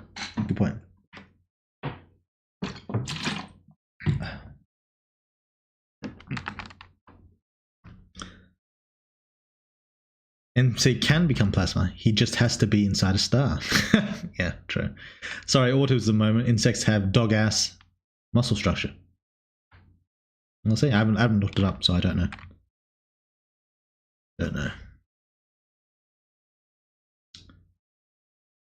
Yeah, he better because he got them dad genes. Maybe. Why MC similar to Venom? I don't know. Yeah, I'm the guy who you lost your shit at. Yeah, I thought so.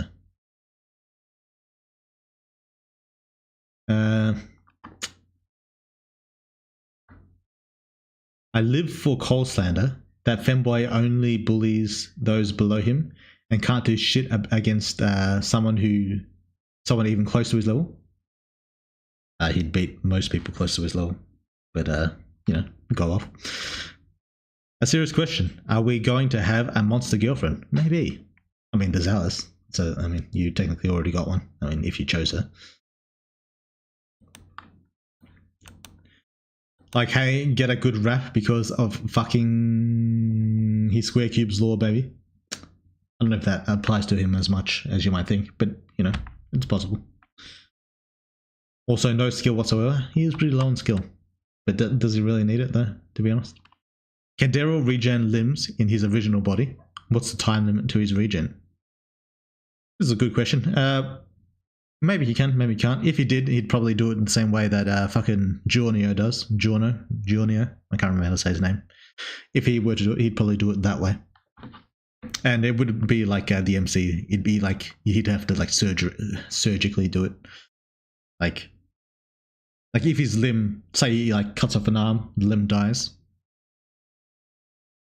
That's fine because he can create a new one of similar quality. But it wouldn't be like a simple just stick it on. It'd probably be a bit harder than Jornio does it, to be honest. But yeah, could he do it? Yeah, there's probably a way he could do it, maybe.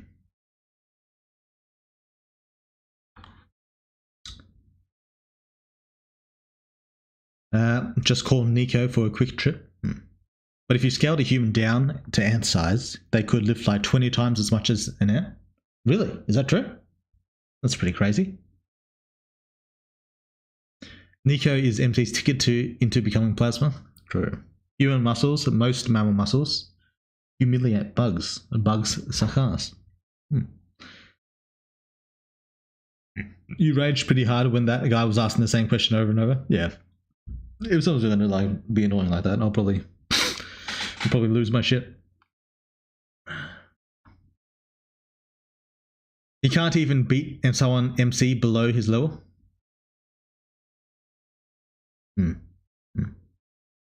Posture check. Oh, yeah, good point.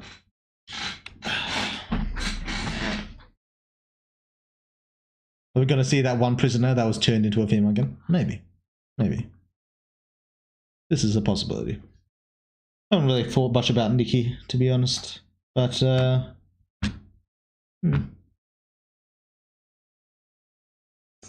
it's possible.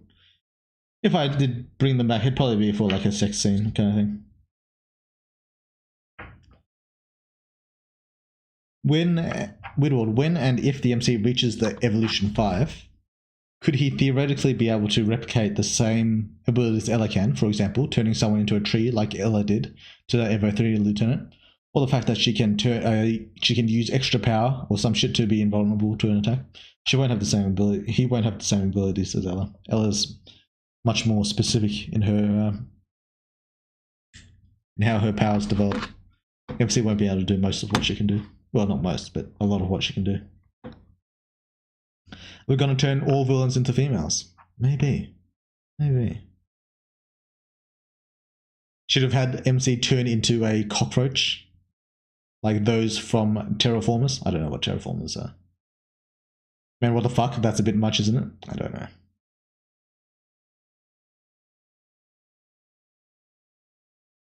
Speaking of Nico, did you get around to adding that mention to Amber and Alice sex scenes in the material world? If you forgot, I can't even blame you because I forgot. Well, yeah, I totally forgot. I'm sure I'll get around to it. I think that's probably going to be a 1.0 thing when I fix like literally everything. But yeah, I totally forgot. Does Ella have memory powers too? I don't remember. Who knows? Insects can lift many times their body weight. According to Dom, if humans were insect size, we'd be able to lift even more. So,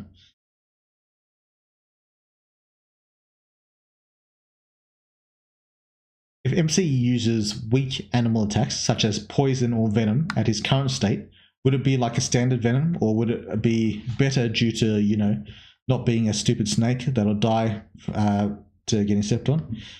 It'll be better, but not necessarily in the way you're thinking. Like, being better doesn't necessarily mean more deadly. Like, the venom itself might be more resilient. It might survive the body longer. Might, like, endure because, it's made from the MC. But it's not necessarily, like, causing more damage or causing more pain. Maybe more pain, I suppose. Well, even that, maybe not. So, it'll be better, just not in the ways that might be most useful. Hey, Weird, how are things? Yeah, things are alright. Generally going pretty good. Why are the sky and water people considered human when their biology seems to vary from the humans of our world? Also, are Aos and Danu's blood related because they are mass-produced, brainwashed super soldiers and have the very same hair color? That's a good question.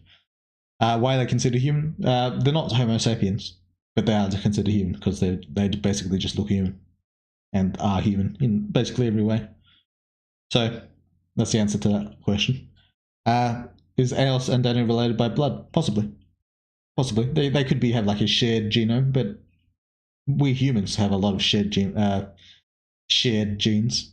Like a lot of us have common ancestors if you go back far enough, and the same is true for Dano and Eos. It might be a little bit closer for those two. That's possible. Humans weigh 100 kilograms, can lift 250 kilograms, pounds. I don't know what that means. Divide the weight by 1 million. 100 milligram human can lift 25 grams. That's 250 times, and also way heavier than an ant. It only gets better as you shrink. I don't know about that. I haven't looked into it myself. Aren't there more like angels or something? I mean, they kind of look like it, but they're more like. Do Valkyries have wings, or did I just make that up? I can't remember.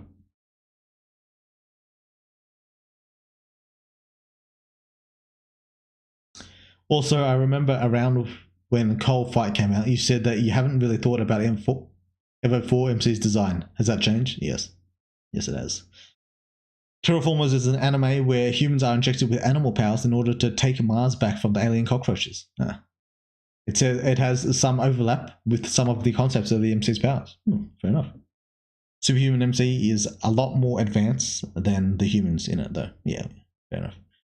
I mean, can't like some insects see in slow-mo, so just copy that and you get a Shan gun? I don't know if they see in slow-mo. I know flies have super good reaction speed. This is true. I just hope we can see Brianna again. I like her. Could be happening. Could be happening.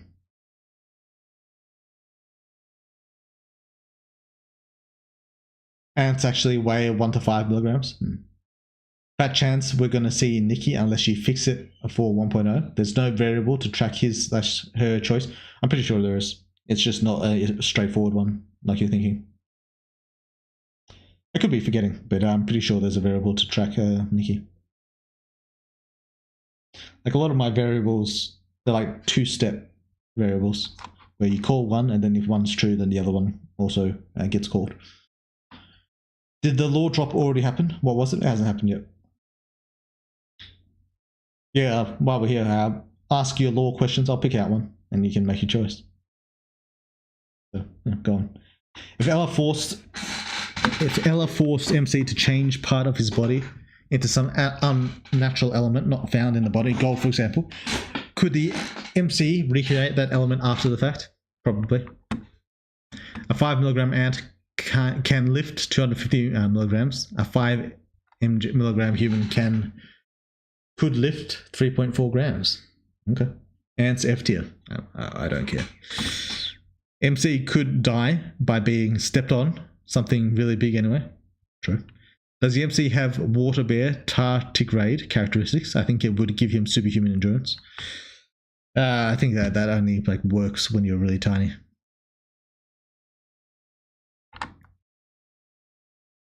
But maybe. I mean, he's already kind of like really fucky. So, in terms of his endurance. After this update, how's the sex scaling going now? Could MC beat Alice in sex, or would she dom him now? That depends on who would want to do what. I mean, MC would be pretty hard to dom in sex because he can like just kind of shift around your body. So if you really wanted to, it'd be pretty fucking difficult to do. But in terms of like physical strength, sure, she could. Fair, but affirms my point. Ant's weak. Because Liz doesn't care about herself. When she saw MC being so similar to her, she didn't think she deserved his/anyone else's love. The emptiness she mentioned, she really didn't think she could really love anyone besides Amber, and she thought he would understand that too, and it didn't either until I saw her, and I didn't either until I saw her get really low. It's a fair interpretation.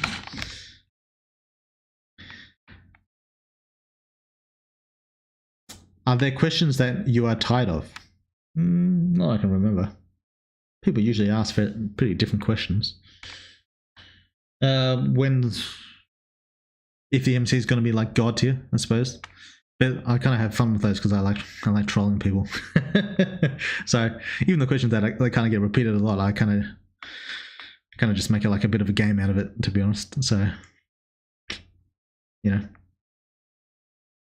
For that, I just mean like Rhino beetles are like super strong shit, not some debate. You talk to Dom about that, mate.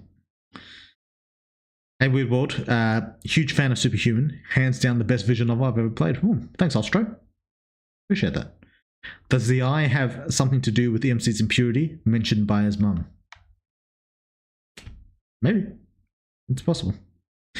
Is MC closer to being a 50% body, 50% memory spawn than Alice's being to a perfect ether spawn? No. Not even close. Well, maybe it's close. I don't know. But no. Claudia wedding when? No. 30 years, give or take. A super shrunken human would die very quickly from their metabolism. Oh, yeah. Yeah, but this was in response to someone thinking copying ant muscles would be good. When MC is dreaming after Indra knocks him out. You know, it's pretty useless by now, but couldn't the MC coat his blades in poison without it mattering a whole lot to his MP reserves now? It would be kind of cool, maybe slightly useful. Plus, everyone loves a good callback. Everyone does love a good callback. As for if he could, it depends on how he do it. I mean, he could like just kind of like drip some liquid down onto it, but in order to like make like glands sink through the metal, a little bit different than having it like sink through flesh, you know? It wouldn't be like coming out of the blades. He'd be kind of like painting them. Maybe like shapeshift one arm into like a paintbrush and like paint the metal with the venom, or like create little holes, and then like channel some flesh through the metal, and then have it like. It could be done. I don't know if I'm going to. Could EMC at the size of an ant overpower a standard human if he really tried? No. Tiny gorilla arms and heavy armor versus regular human. I don't know how tiny we're talking about. Oh, you mean like in ant form? No. I mean, I suppose in ant form, well, no. Do all apostles have chosen? Maybe.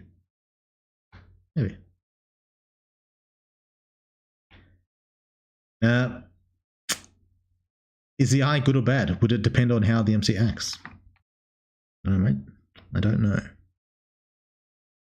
Widwell's favorite thing to do, troll, same movie? Maybe. Poison seasoning, hello, Banix. Do all the apostles have, I already read that.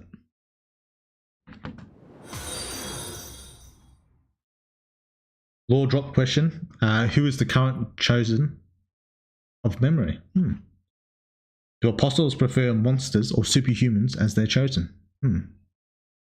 Is there a main god, like a capital G god above all? This one's for the law drop? Yeah, I get you. Oh, by the way, MC plus Nia night scene when? Asking the real questions here. She's dating Elijah, I'm afraid, so never gonna happen. I was referring to stamina in sex. Oh, you mean stamina? Oh, MC would still have stamina. Like, as in, because he can just keep popping out. Alice will get sick of it real fast. I want to give it a go and make my own game. How do I start? That's not a law question. Depends what you're going to do. Are you going to make a game like mine? Like with lots of fights? Or are you going to do like a visual, like a dating sim time? If it's going to be a dating sim, pull up YouTube, learn how to use DAZ 3D. Learn that. And it's very simple, very straightforward. You can learn it all on YouTube. Buy some assets off the store and get started that way. For story, you're going to have to decide the story for yourself. You have to narrow down that question. I don't know exactly what kind of story you want. But generally speaking, create like a bunch of different characters and use references for what you're making your characters off of. Like just take characters you find really like interesting in media and just use them as like a baseline, mixing them together and using them as like a baseline for your other characters. And eventually they'll form into their own characters as you write the story. Just check the script. There's no variable for Nicky choice. At the most, you get 1 corruption if you kill him, but that's it. And I gotta go now. Have fun, y'all. See you, Trem. Hope that Lord Trop is gonna be good. Maybe. Never gonna happen. Notori exists. Yeah, but does this game have Notori? I'm afraid. I don't know about that. I think MC will become a plastic surgeon after everything's over. Could be a good job. There are monsters, but weird. Do you have problems with the MC's powers? Where do they go? How will they evolve? Create new moves? Things like that. Not really. I mean, there's a high limit to everyone's powers, and the MC is no exception. So the MC can go pretty fucking crazy with his powers. But that's the same is true for everyone. So, I mean, it's not really something I worry too much about. It's not something that gives me a whole lot of trouble. But that said, I try to like keep them interesting though. So.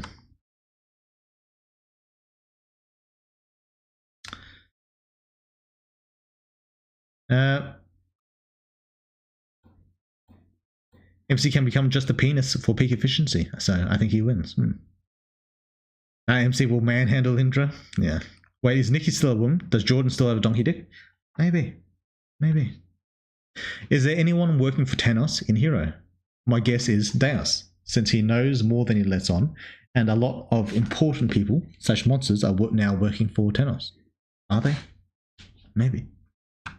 The Venom thing could be done if he turns his arms into something like a syringe-like mechanism. Yeah, that's what I said, like having the tube of flesh through the blade. But yeah, it's a bit of a pain in the ass to do. Like, you'd only be able to do it with stabbing unless you like coat it. He could fly/crawl up your nose/ass and kill you that way. Oh, if you're doing like that, then yeah, yes, he could do that. Assuming he doesn't get like crushed trying to get in. Which is the greatest power? Game says authority. What's it actually? Authority is the greatest power.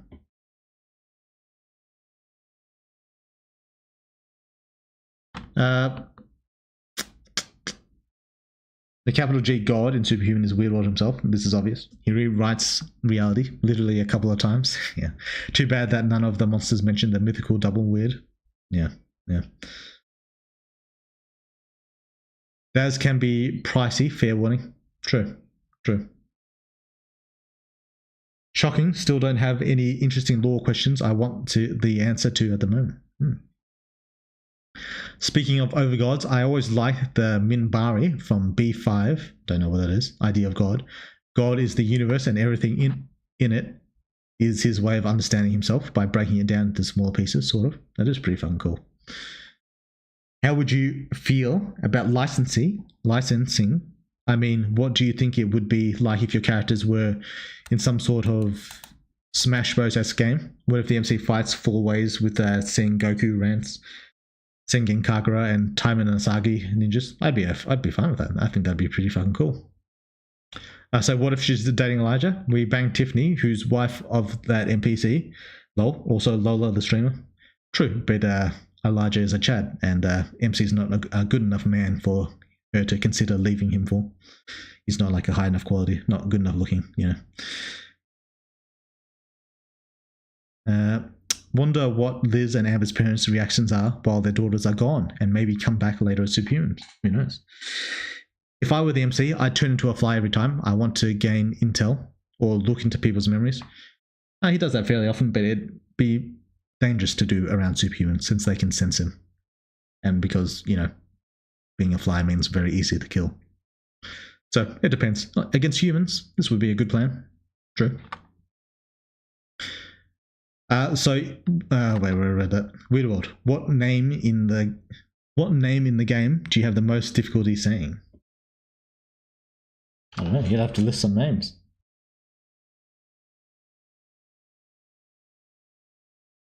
It'd probably be a monster of some sort. I don't know which one, but it'd probably be a monster. By the way, could you tell us which trial Michael failed? because it seems that he passed all he mentioned. Maybe we'll get into the lore question for that. Dead end. MC dies trying to sneak up Indra's butt. Woodward. What made you put Valravn in the game? I can't remember. I think the original idea for it I saw was in a Hellblade, Senua's Sacrifice or whatever. Because there was a monster named Valravn in that game, but it wasn't really the reason. It's just why I named it Valravn. Then after I researched Valravn, I kind of like developed the character into kind of like a knight type character. So.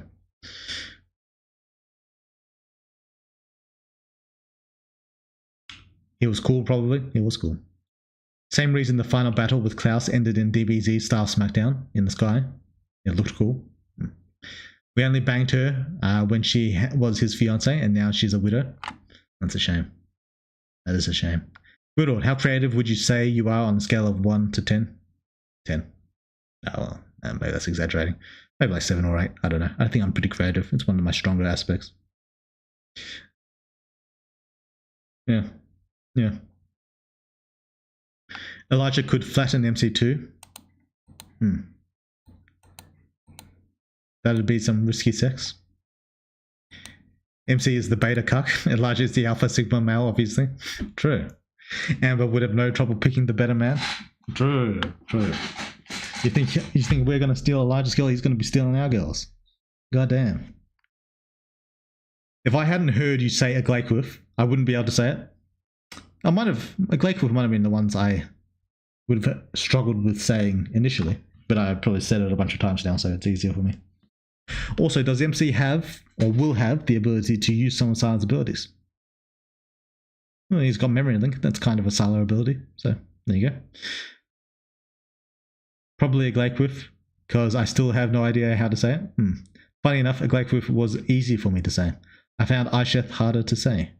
I probably found Aisheth easier than a Glakeworth, I think. Maybe Zenunim, Aisheth's last name. It's kind of like a bit of a difficult one to say. Aisheth is definitely the hardest to say for me. At least with a Glakeworth, I have a general idea about it. Interesting. Elijah doesn't have an adaptive dicta. He's stuck with whatever he's got, but maybe whatever he's got is so good that he wouldn't need to adapt it. It's already perfect. It's like it's already peak dick energy. So, yeah.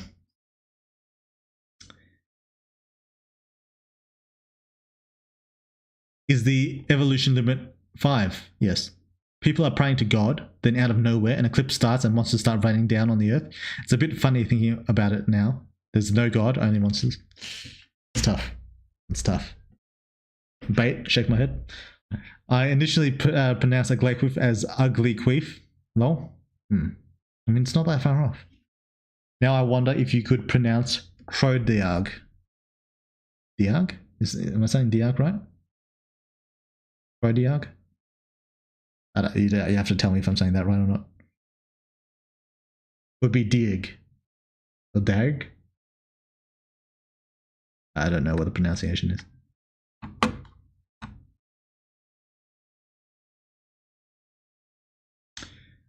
Oh yeah, you mentioned before that Superhuman was a lack of self-preservation.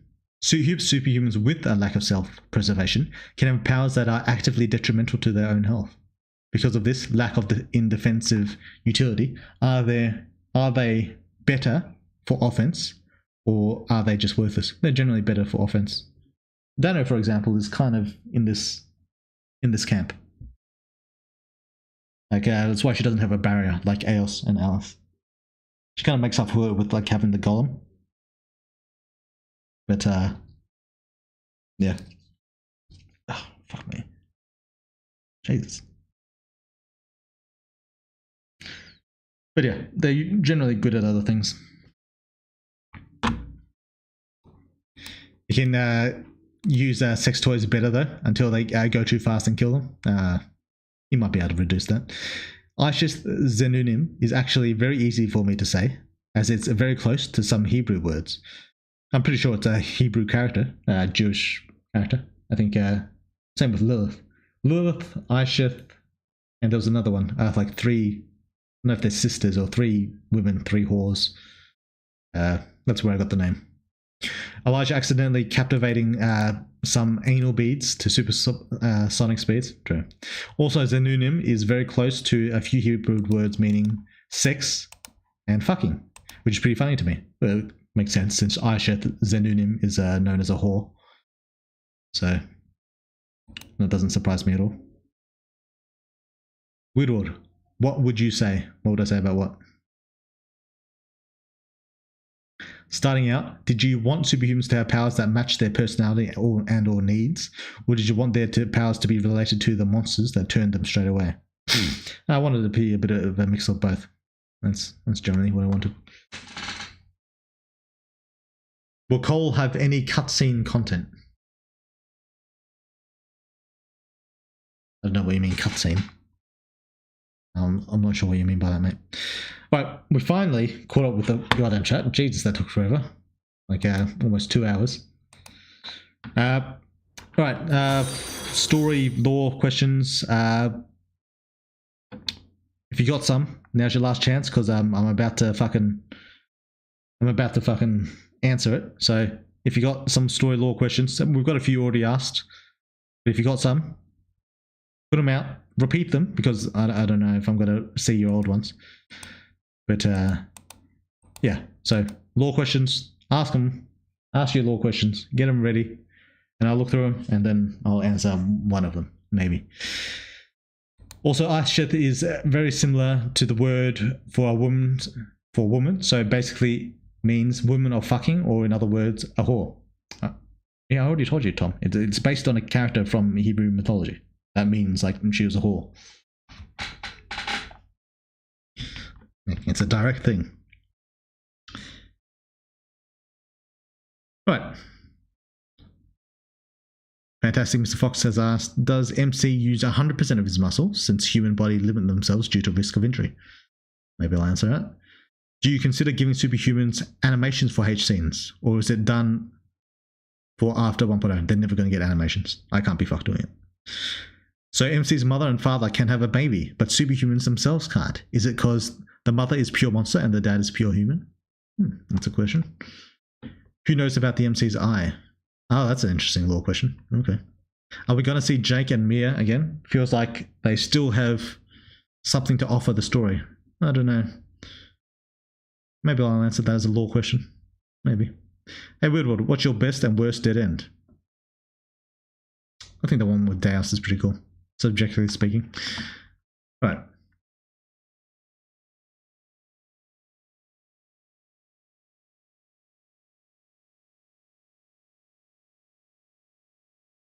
We like to talk? Yeah. Great work, dog. Love the game. Oh, thanks, Dogby. Appreciate that. Cole will be cut by Thanos in the scene, yeah. MC, such Cole sex scene when? There's never going to be a Cole sex scene. It's never going to happen. If it did happen, the MC would be female. So, I mean, I guess that's possible, but it's not particularly likely. Who came first, apostles or arbiters for the law question? Does the Asura hit harder than Danu? I could answer that. Should I start from the start of, or just go by my last save? It's a strange law question, Demon Gate. I don't know. I go by the last save. What law question should I ask weird? I can't handle the pressure. Maybe I'll answer this one as my law question. Cyber, let's go. I think he's onto something here. Is there a main god? Like a capital G god above the rest? Yeah. I still find it funny that the whore is just named whore. Blame your people, Tom. Blame your people. Who is the current memory chosen? What is the relationship between Malik and Glay? Do gods receive power through prayers of their believers? Oh, maybe. The law question that will probably never be answered properly. Who is the hell is Shockhip? Wait, the law question, does Henry also have an origin in him? Shockhip. Is the eye unique to body/memory based superhumans, or could anyone interact with it under the right circumstances? A few of the chosen are having second thoughts about destroying humanity. Eos, Sila, maybe Ella. Are there others? Where did the apostles, arbiters, etc. come from? Did something create them, or were they always there? Like unbound by space, time, and matter? For the law question. Good question. Law question. Is Bernhardt's wife alive? MC has the eye, who has the dong? True. Good question. I don't know if my message dropped. It seemed like it did. Is Bernhardt's wife alive? Yeah, it dropped. Law question. Does Shopkeep have a hot sister? Law question. Did the seventh directly speak to us on the 12 paths, unlike the rest? Why did the seventh directly speak? Oh, yeah, okay. Could be the monster that turned Charlie into a superhuman.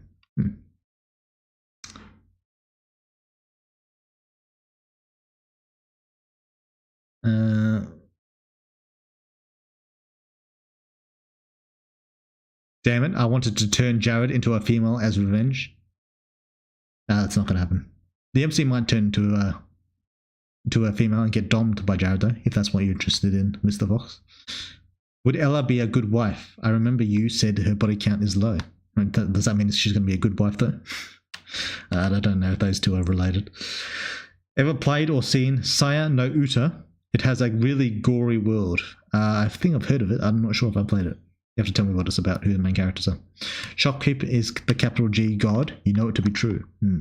What is the Lord of Dark's goal? Does the fourth have an incest kink? Damn, that was actually kind of fits.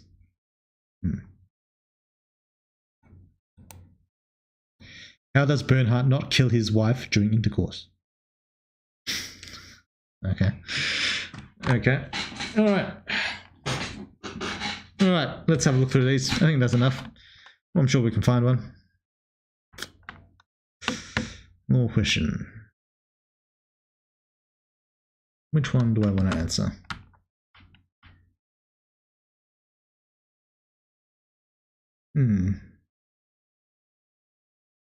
Dig Killer has a pretty good question. Does Shopkeep have a hot sister? The answer is yes. So, alright. There you go. There's the law drop. In my eyes, Memory is probably the most perverted apostle.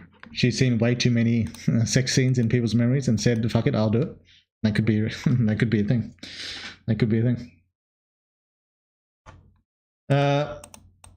You bastard. It's not my fault. Those are the rules, alright? It's not my fault you're allowing me technicalities. So, Jesus, my fucking eyes.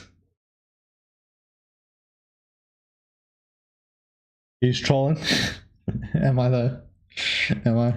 That's a one for the wiki for sure. I'll choose the least revealing question. I actually really dig that answer. Good job sticking to your role, Weird World.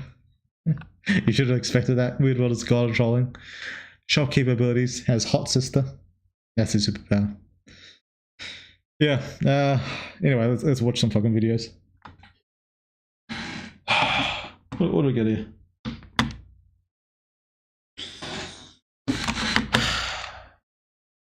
Another clear obscure. I feel like I've seen a lot of trailers. I don't know if they're giving away too much. What the fuck is this? Ooh, she's Shopkeeper's hot sister? Maybe bang her? Maybe. Alright, let's answer everyone. What do we got here?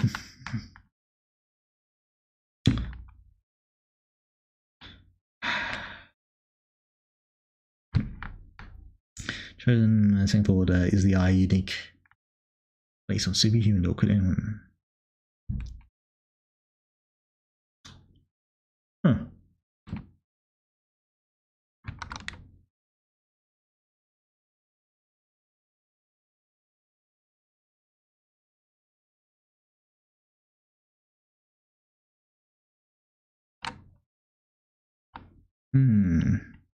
There's one I kind of want to answer. I'm not sure if it'll reveal too much.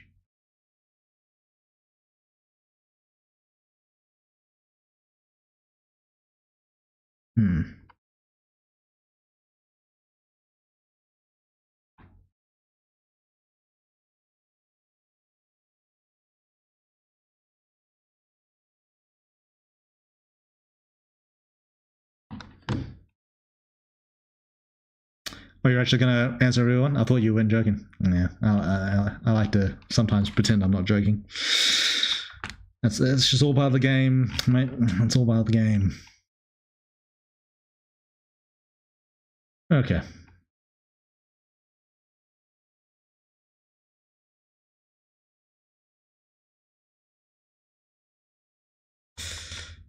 I'm thinking an apostle question. Yeah. Does the Sura hit harder than Danu? I'll just answer that one for free. No.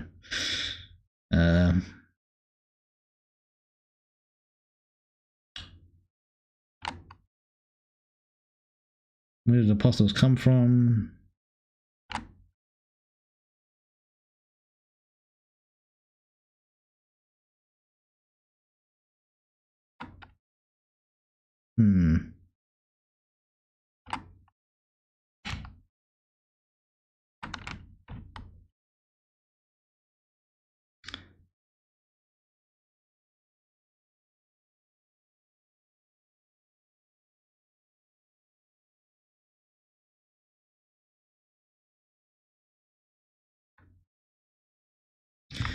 Is the eye unique to the body/memory-based superhumans?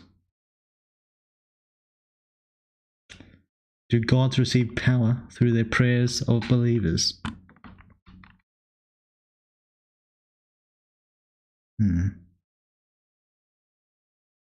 Weird World, the Apostle of Edging, major pause.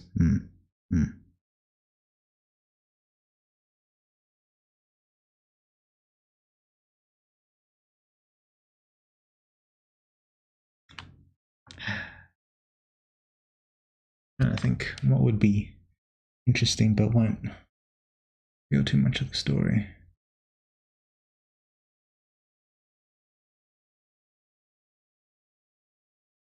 All right.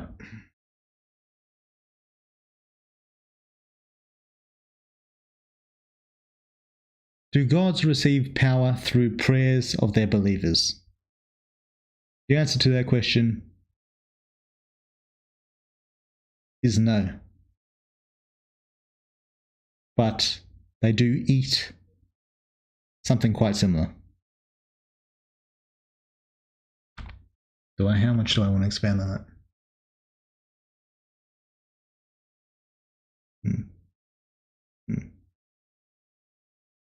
Yes.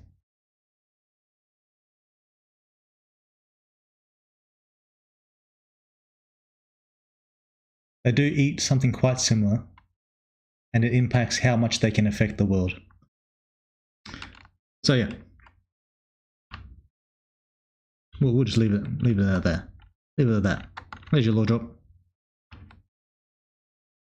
Got to reveal something. It helps the crackheads theory craft for another 3 months. We were playing chat like a fiddle. Woodall gets getting a better poker face. Love it for him. We're dumb enough that you can't reveal too much. Yeah, we'll see. They could theorize if Shopkeep's sister is someone we've met or not. Probably Charlie, but then again, she's not hot. They're amazing theory crafted. Asura doesn't hit as hard as Danu. Oh, come on. I chose to believe that you meant the blind Asura, that one that was missing 4 arms and not a normal one. Danu is like on an entirely different tier than normal Asura. They're like worlds apart. Not worlds, but I suppose it depends on which Asura you're talking about. If you're talking about the one that Sylar transformed into, then that one would be stronger than Danu. Or would hit harder. If you're talking about a basic Asura with like full health, then Danu like mops the floor with him.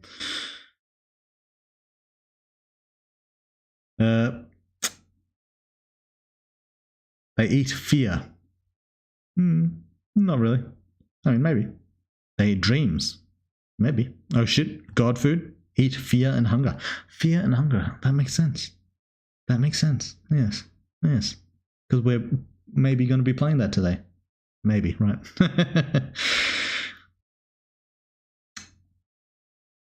Woodward, tell us all the 12 biggest kinks. I don't know if that's a thing. Isn't that just tied to the immaterial world and why they want to reach the immaterial world? Kind of, but also no, Draco. It's not. It's a very physical thing as well. It's not unrelated, but it is a very physical thing. MC gonna be eating his harem's beliefs for a power-up? Yeah, true. You just need the power of friendship, right? That's what's gonna save the day in the end. They eat the hopes and dreams of children. Oh, really? That's actually kind of big, is it though? Probably like immaterial dreams. It's not immaterial dreams. They eat, well, actually, well, maybe it is, but there's a physical aspect to it as well. They eat the stone body parts. Oh, no. Fear and hunger, maybe? They eat Kumda. True. They eat the beliefs of people who believe in their cosmic force. Maybe. What about Uduk? Can a fully charged attack deal more damage than Danu? Uduk has a character report. Apparently, it hits super hard. Depends on what you mean. Is this compared to like a regular attack from Danu, or is it like a fully charged attack from Danu? I mean, it varies. Like a regular, like a punch from Asura is probably going to hit harder than a punch from Danu. If that's what you mean, then this is true. But if we're talking like a max power attack from both, then the max power of Danu is going to win. Apostles and other strong beings of the same level rankable like monsters? Possibly. I don't know if I'm ever going to do it. Well, not until the end of the game anyway. But, you know. Okay, going to my D&D game. Good luck with the video, James. Thanks, Dom. Appreciate you dropping in. We saw how much monsters love come. It makes sense. It would scale the badder the monster. This is a good point. This is true. It's true. When the monsters infect humans, they give power to the gods. Maybe. MC really gonna turn his grandma into a GF? I don't know about that one. Will it be revealed in the story later on? Probably. I have a question. How do balance making your MC have personality such character while still being good self-insert for players? You just try and make all the emotions he feels like based on choices. That's basically the only way to do it. Like, have the characterization there, a bit of humor, a bit of character, but try and make it mostly based on choices. That's basically how it is. How you do it. That's why dialogue options, while they don't like change the game significantly, I think it's quite important to have dialogue options. They eat something, probably, maybe. Oh, I forgot about the Uduk. The 12th definitely created that as its first generation. I'm curious about Kira. Does she have other powers beyond just being insanely strong, such durable? Maybe she does. That fully charged Himavat killing shot from the Uduk versus that bullshit the Spirit Bomb Danu threw at Alice. Who knows?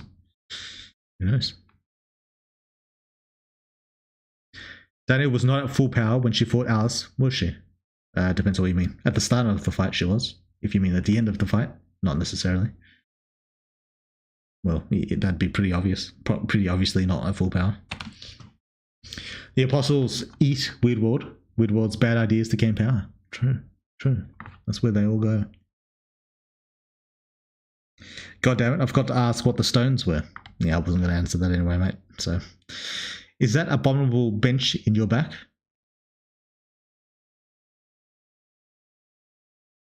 Are you talking about, is that a bench there? Yes, it's a bench. Alice was a real trooper surviving all that shit. Well, she didn't really survive it. She kind of like dodged it. Or teleported away from it. So she didn't really survive it.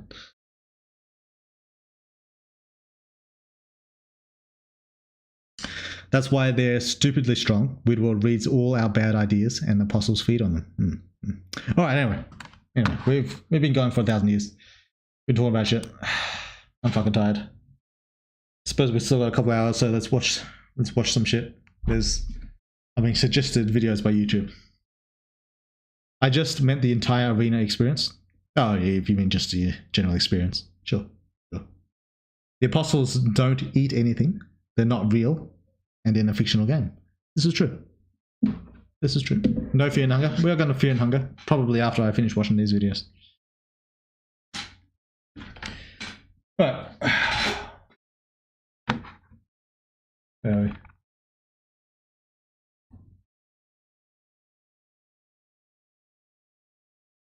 When the game is complete, will the apostles that... where the fuck did that message go? When the game is complete, will the apostles that turned you in the beginning of the game, in the park, where you choose to go left or right, play any significant role on not only lore-wise, but gameplay-wise? Like, powers unique to the apostles that turn you? Probably not. Unless I have a lot of spare time where I decide to do it. But probably not. I remember I called the apostles eating stone body parts when it eventually revealed. I'm going to eat you if you don't stop talking bad about my favorite fictional gods. I'm so feared and hungry so much right now. True.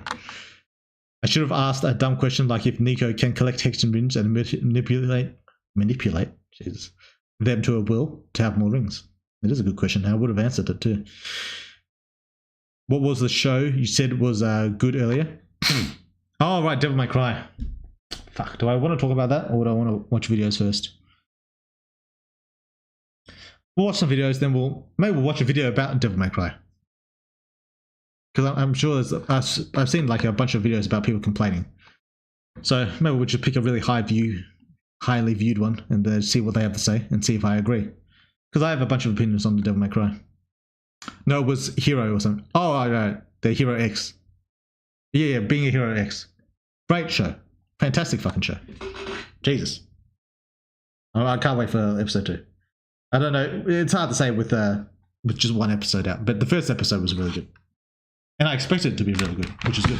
It met my expectations. Right, Clear Obscure. We like that. What's Drawers? It's got a follow-up. I remember I watched the original one. Alright, we'll watch that. I'm an artist. I get to say things as a fellow artist.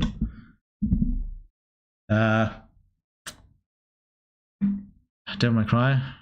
This game satisfying. Yeah. What else we got here? What is this? Why is this giving me this? Close this. Why? Close it. Jesus. Why is this here? Is this an ad? Fuck me. Is being human worth it? Sounds like a looks like a Nier video, which is cool. Every AI artist right now. What is this about? It's a joke one. 9 stress tests every first chapter should pass. Ooh. 14 minutes, that's a lot. Katana 0. No, that's a DLC. I don't care about that. His side of the story. Jesus, 37 minutes. That's a lot. I don't know if I have the patience for 37 fucking minutes. I'm not fucking Superman. I do like this. Ooh, titties bouncing.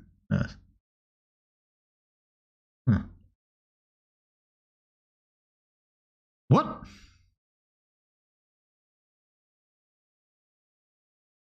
Okay, this doesn't look like it's going to be like a proper one.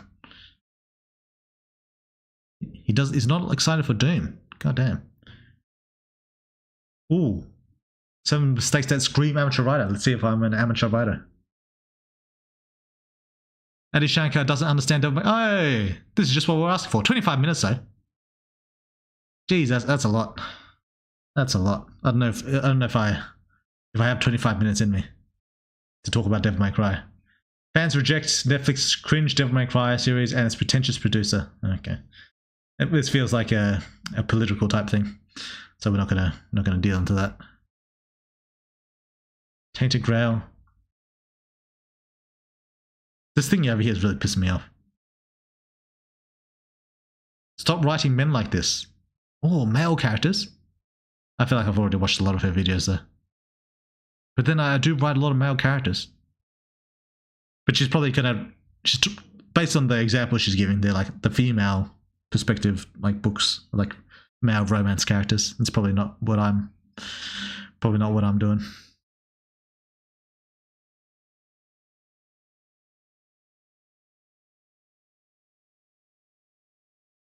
Lena.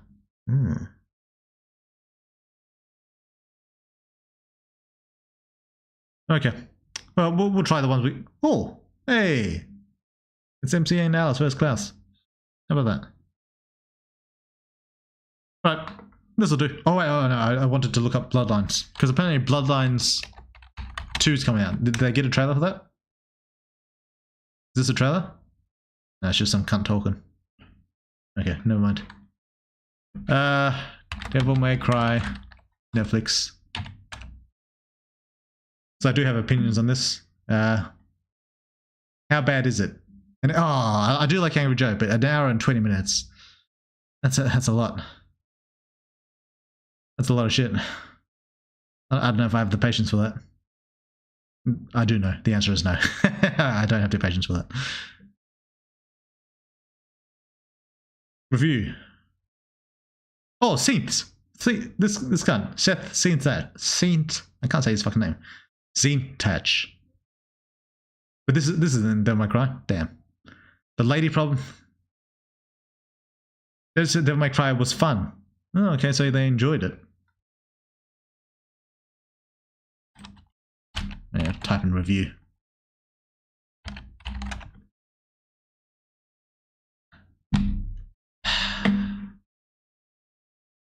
Why does everyone hate? 21 minutes, and I suppose that's decent amount. The Good, the Bad, and the American Idiot. I don't know what that means.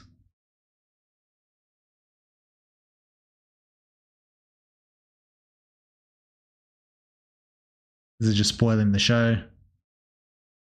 Okay, here's a good one. Misses the point of Devil May Cry. Actually, no. Soulless.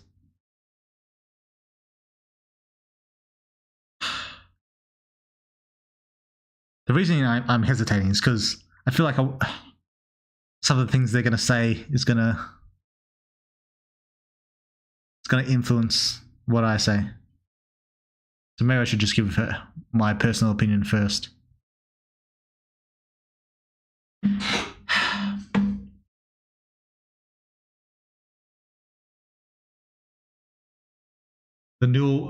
Does a normal Hexenring dimension closer to a bag of holding than it is to a mountain range, like the S-Class? The newer one or the older one? The other Hexenrings can't create dimensions. I think something like that is mentioned. Oh shit, I didn't know SBR was announced. What the fuck is SBR? They don't have the time mutation like Hex? How do you do, fellow artists? True. Love how pop-ups have become so normal, even base computers do it now. Is it still here? Is this my computer doing this? Is that what that is? This is fucking annoying. Like, is this gonna be gone? Like, why is there no option to close it? Why is there only learn more? I don't want to learn more. Is this my computer doing this? Is that what that is? I thought it was YouTube. I'll hop out for now. See you, Tom. Thanks for dropping in. My side of the story, I wasn't aware there was a story. Bloodlines 2 thing was a few weeks ago. They just said the game is out releasing this year in October. Right. I was hoping there was a trailer or some shit. Got to get over 15 minutes for them ad breaks. Yeah. Learn more to close it. I don't want to learn more though. What if it like brings up some random shit?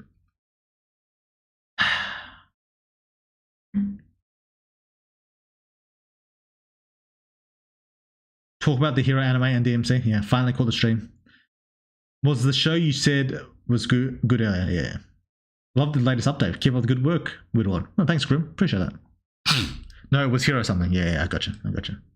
You've seen Blood of Dawnwalker by the past Witcher 3 devs? It's about vampires. I did see that. And it does look fucking sick. Do you have an Instagram account reveal? I've got one, I just don't know what it's called. It's Weird World something. I use Brave too, but it don't have that pop-up. Hey Weird World, just wanted to confirm, are you okay with people writing story focused, therefore not smart focused, fanfic about your game? Would it bother you whatsoever? I don't know. It depend on what the fucking fanfic was. I don't know. My basic opinion on it is I don't care in most circumstances because there's nothing I can do about it. So why would I give a fuck about it? People can write fanfic anytime they want. There's no like input that I can give that can stop that. So I generally just don't think about it. So I don't care. If you're asking about if I read it, would it bother me? It might bother me depending on what was said, but I don't know because I haven't read it. So my general opinion though is I don't give a fuck. If a Legong stood there and did nothing while Klaus laid into him, could Klaus kill a Legong? Eventually, sure.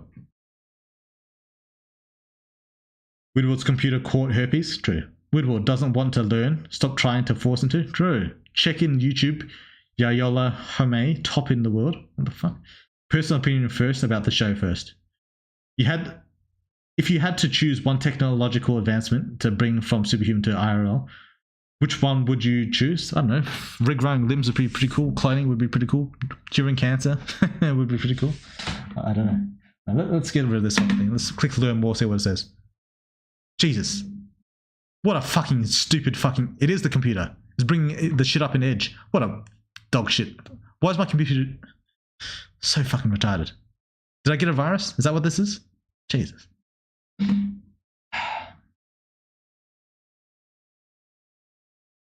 If MC flashbang Valravan with accumulated weight of a modern day brain rot in his memories, would Valravan's soul explode? Maybe, but he wouldn't be able to do it because of darkness. Not the kind of edging weird likes. Yeah, exactly. All right. Someone said a personal opinion about it first. Yeah, I suppose.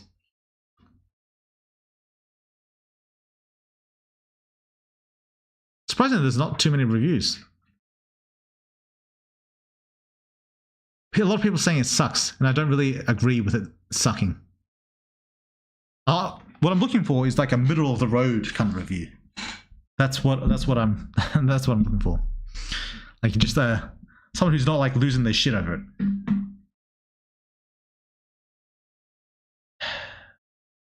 Easter eggs. Oh, I do remember seeing Lucia. I forget her name. But she was only there for like 3 seconds.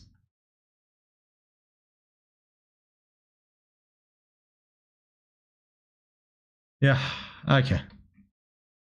Maybe I should be relying on other fucking videos to fucking give my own review. Maybe I should review it myself. But how do structures of reviews work? Right. Don't get caught in the echo chamber of YouTuber opinions. The echo chamber doesn't mean anything. It's a nonsense word.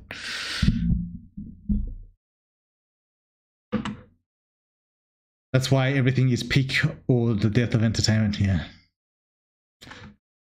All right. I'm just going to Google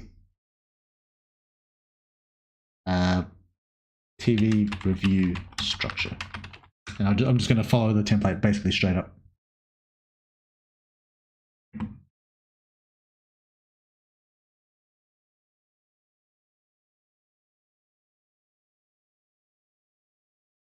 All right. Okay. All right. We're just going to follow this Google AI thing on writing a strong TV review. All right. So my opinion on Devil May Cry.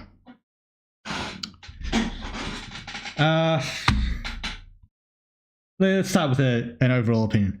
I thought it was all right. It was like a 6 out of 10. Around. I thought it was okay.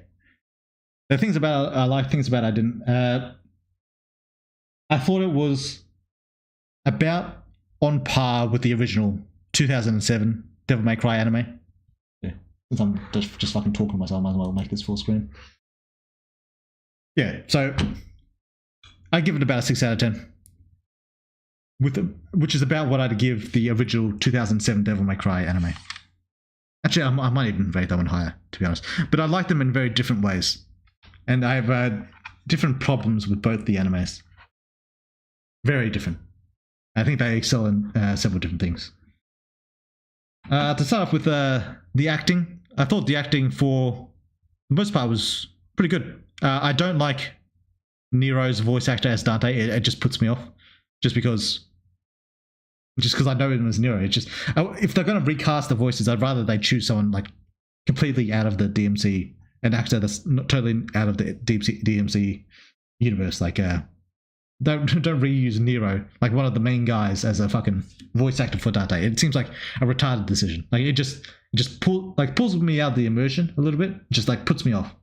Not that I think he did a bad job or anything. I think he did a good job. It just puts me off. It's just like, seems like a bad decision from management. Like whoever decided that. It seems like it's just a bad decision. I think they either should have got the original Dante's voice actor, like they did in the 2007 anime, or just cast someone new entirely. Like either of those would have been better. That said, I think Lady's voice actor did a really good job. I think the rabbit, the main villain, did a really good job with his voice acting. And I think the vice president, who's actually my favorite character in the show, did a pretty good job. So overall, good job on the acting. Cinematography. So I assume that, I'm just reading the fucking script here. So I assume that means like the action, the way it was shot, which is not really shot, it's animated. It's kind of a mixed bag, really. Early on in the series, the animation was really awesome. Like Dante fighting like the fucking human mercenaries and fighting Lady and shit. It was really fucking good. It was really good choreography, really nice and fluid animation.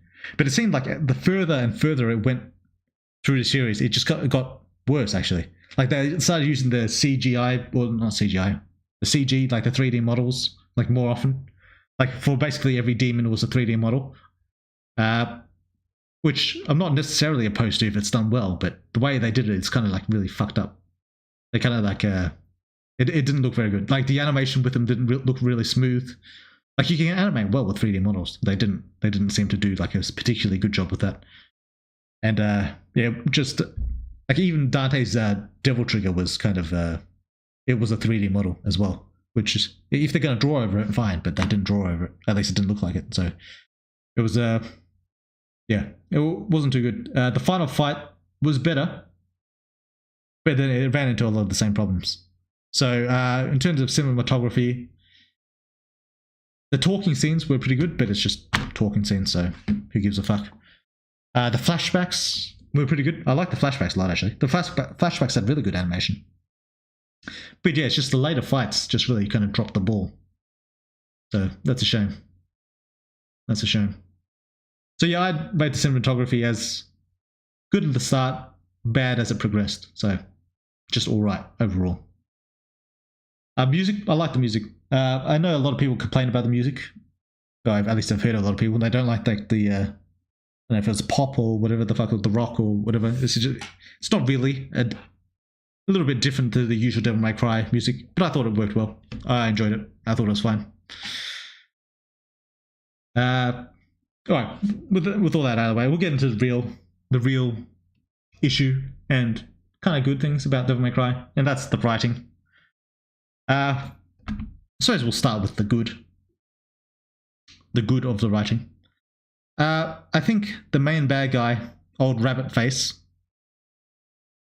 his background was pretty interesting. He had a whole like episode dedicated to his flashback. I thought it had some pretty interesting concepts, but the way they went about it kind of felt a little bit preachy. And you know how I am. I don't like being fucking preached to. That always like ticks me the fuck off. And the way that they went about it did feel a little bit preachy. Like the whole thing about like demons being refugees and shit like that. Like I feel like if they just used the word other than refugees, it might have been a little bit better. But the way they emphasized it and they slowly made Lady like turn from like a demon killer to, it wasn't even slow, it was like very sudden. Demon killer to like, she feels sorry for them. They're actually Macayans. Instead of like fucking demons, like they call them Macayans because they want to give their home like, I guess, like a sort of like place of residency. And like how they at the very end of the series, they had like the Americans like partying as they're like bombing the demon world and showing the poor little demons getting fucking nuked and shit. I mean, I found the whole scene funny, to be honest, but not funny in like the kind of, it's kind of like really stupid kind of way. So I wasn't a big fan of that, but I did think the rabbit's background flashback story was well told. Like his motivations were all very clear and very good to me. Like I think the rabbit was a good character. But man, that the whole demon refugee thing was kind of fucking lame and gay. Like this is one of the things that I think the Devil May Cry 2007 anime got really, really right. Is that there's good demons in Devil May Cry. Like Spider, obviously. For anyone who's played the game, good demon. Then Dante kind of, he's half human, so I don't know if that really counts. But Sparta is the obvious one from the games. But in the 2007 anime, the old anime, they have good demons as well. But they're not the norm. It's not like they're coming from a world full of like, half of them are like innocent people, and it's just the tyrant demons that are the bad ones. Like demons as a whole, they're just civilians like anyone else. But it's just the tyrant demons that are like ruling over them, like the ruling class that of demons that are the super evil cunts. No, like in the 2007 anime, demons as a whole are really bad. Like they're just like a race of very bad things. But among them, there was some certain few exceptions, a certain few demons who kind of like broke away, and as they understood humans, kind of like became more and more good. There was a couple of them. Like one was I think a demon who fell in love with a human, and he like kind of changed his ways to become good. And there was also a demon who like kind of like took after Sparta a little bit. He had a brother. Like there was him and his brother. And one of them was took after Sparta as like a sympathetic demon, and the other took after Sparta as like a warrior and who wants to fight and kill.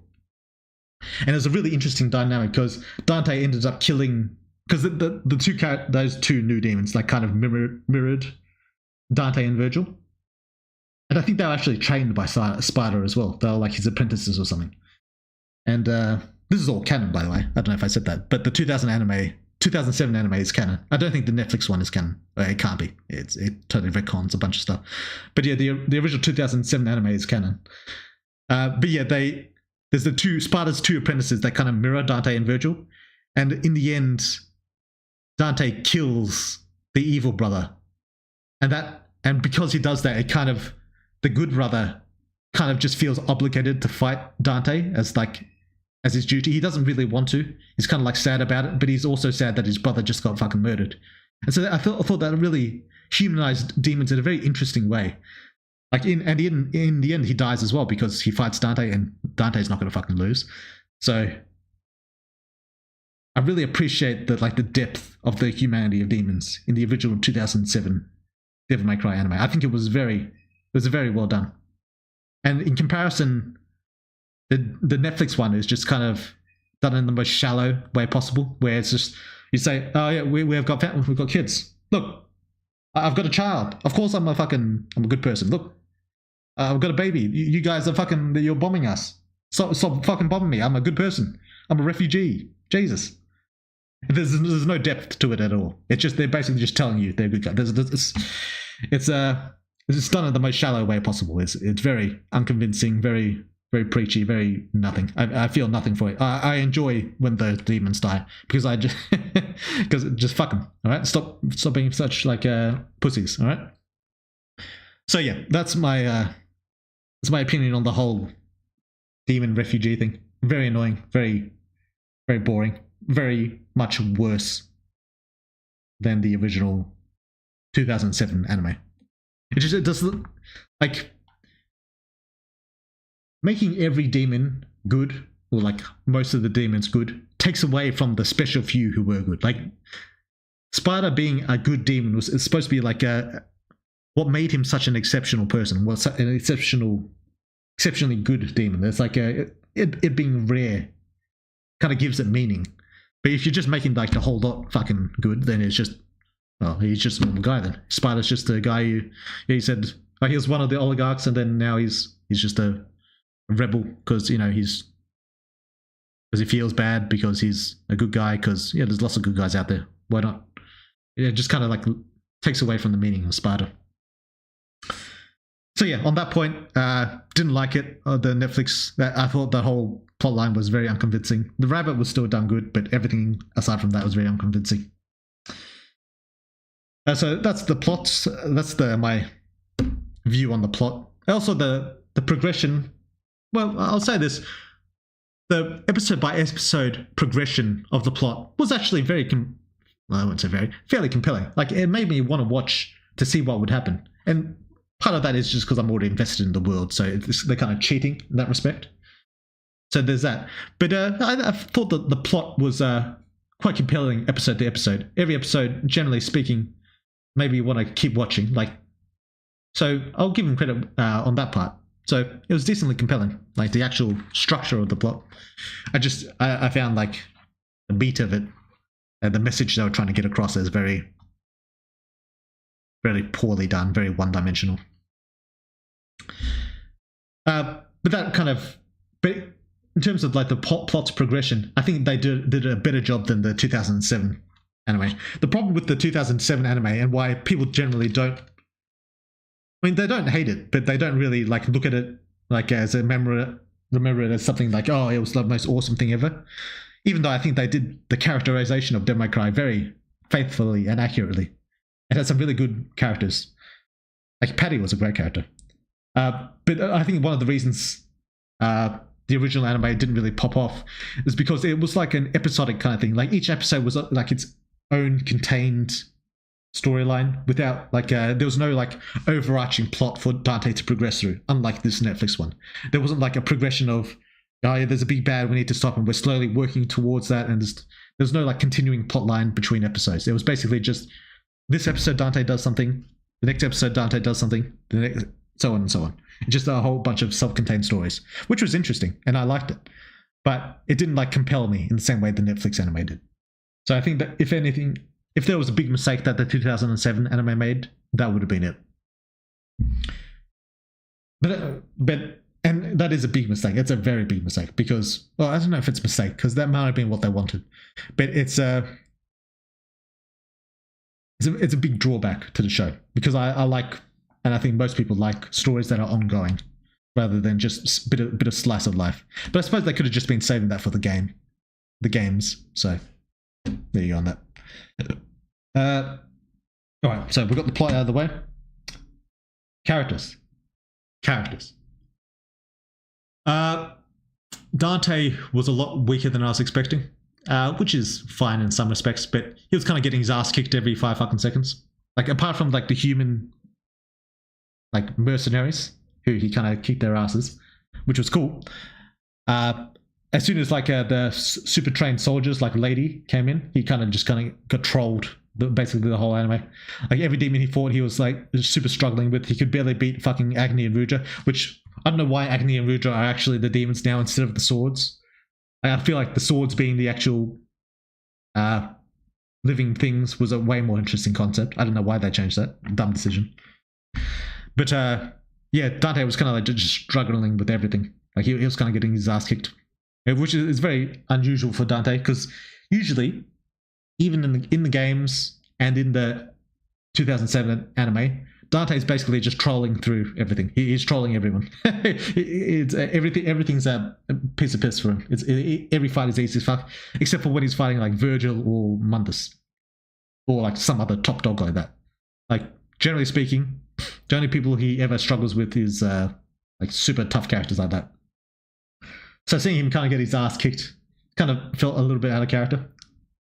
He's still really cocky about it for some reason, even though he was getting like slaughtered. But you know, what are you gonna do? He had some cool moments where he was kind of like winning, but yeah. So in terms of Dante's characterization, him losing a lot was kind of like a drawback for me. His actual personality, they got it like kind of right for like a young Dante. He was kind of like super cocky, super like brazen, kind of a little bit depressed about his brother, but not really. That's kind of right. I mean, it's nowhere near as good as 2007 anime. That original Devil May Cry anime did Dante's character really, really well. Maybe that's partly because they had the actor play as him, and as I understand, he could like improvise a lot of lines. But the 2007 anime really got Dante's character down. And even like the emotional journey he went through after like defeating Mundus and like Nilo Angelo's dead. It's kind of like trying to work through that. Lady's kind of like up his ass a lot, and Trish has abandoned him a little bit. I think they really captured the characters quite well. As opposed to the Netflix version where Lady is all right. She's kind of a bitch, but Lady was always kind of a bitch. She's been like that since the beginning. But I think they went a bit overboard. Maybe it just feels like she's bitchier because she actually beats Dante. Like in the original Devil May Cry 3, Dante just trolls her the whole time. So it doesn't really matter if she's a bitch or not because Dante don't give a fuck. He's just fucking around basically the whole time. But in the Netflix anime, it feels a little bit different because the lady is a bitch and she actually wins, which doesn't really make sense. It's very unusual. So maybe that's why it feels worse. I don't know if she's necessarily bitchier though. I'm trying to think. Was she more? Yeah. The lady was alright. The only real bad thing, I suppose, about it was that she beat Dante. That's basically where it all stems from. I think she's mostly about the same level of cuntiness as in the original Devil May Cry 3. Maybe a little bit more. Her whole plotline with coming to terms with demons being good and like calling them Makaians, I thought was bad, like I already said. So her character arc in that sense was pretty boring. I like that her team got slaughtered though. I did enjoy seeing like her whole team get fucking massacred. I appreciated that. But yeah, so Lady was alright. Yeah.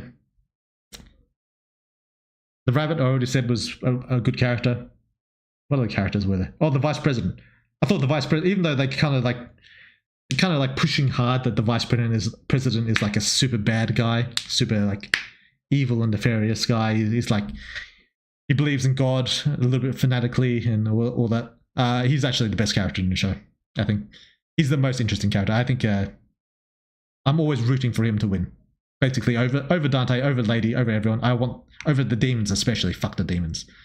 I'm always rooting for the vice president to win. So yeah, fuck all the other characters. So yeah. In terms of, I think that's most of the characters, right? I like that they brought back some of the demons from the past games. Like they brought back the snake plant bitch from Devil May Cry 4.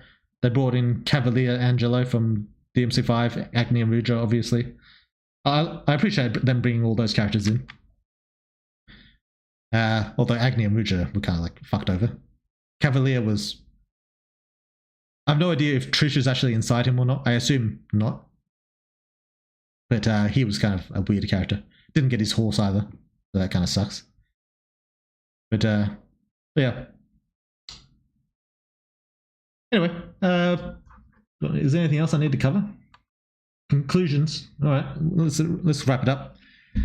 Not as good. I've decided as I've talked it through, not as good as 2007 anime. I think the 2007 anime just captured Devil May Cry a lot better. Dante was a more faithful character. Patty was a very interesting character despite being a new character. And she just brought a lot of life and enjoyment to the show. Morris was a good character. Lady and Trish were done really well as well. Lady is still kind of a bitch, but she's like, they're friends at this point, so she's kind of like a bitch, but she's like a friend. And I appreciate that relationship. Trish was kind of the same. And yeah, 2007 anime was just better overall. Advantages that the Netflix have over it is the compelling episode by episode plotline that continued into like a final arc. That'd be the one thing I'd say kind of like Netflix has over that, but otherwise, man, this has been a pretty negative review, but I don't actually think it was that bad. I think it did some good things as well, but I just like a lot of the action was cool, even with the CG. Not like top tier standards, but you know, cool compared to like average. Then, like I said, the plot was pretty compelling, so that did a lot of heavy lifting for me. But yeah, overall 6 out of 10, not that great. I give 2007 anime like a 7 out of 10. I bump it up to like an 8 or a 9 even if there was like a more consistent plot line throughout it. But yeah, basically my conclusion is the original anime was better. So there you go. Yeah, that's my review anyway. Let's see what you guys have got to say. I kind of went on a long talk there.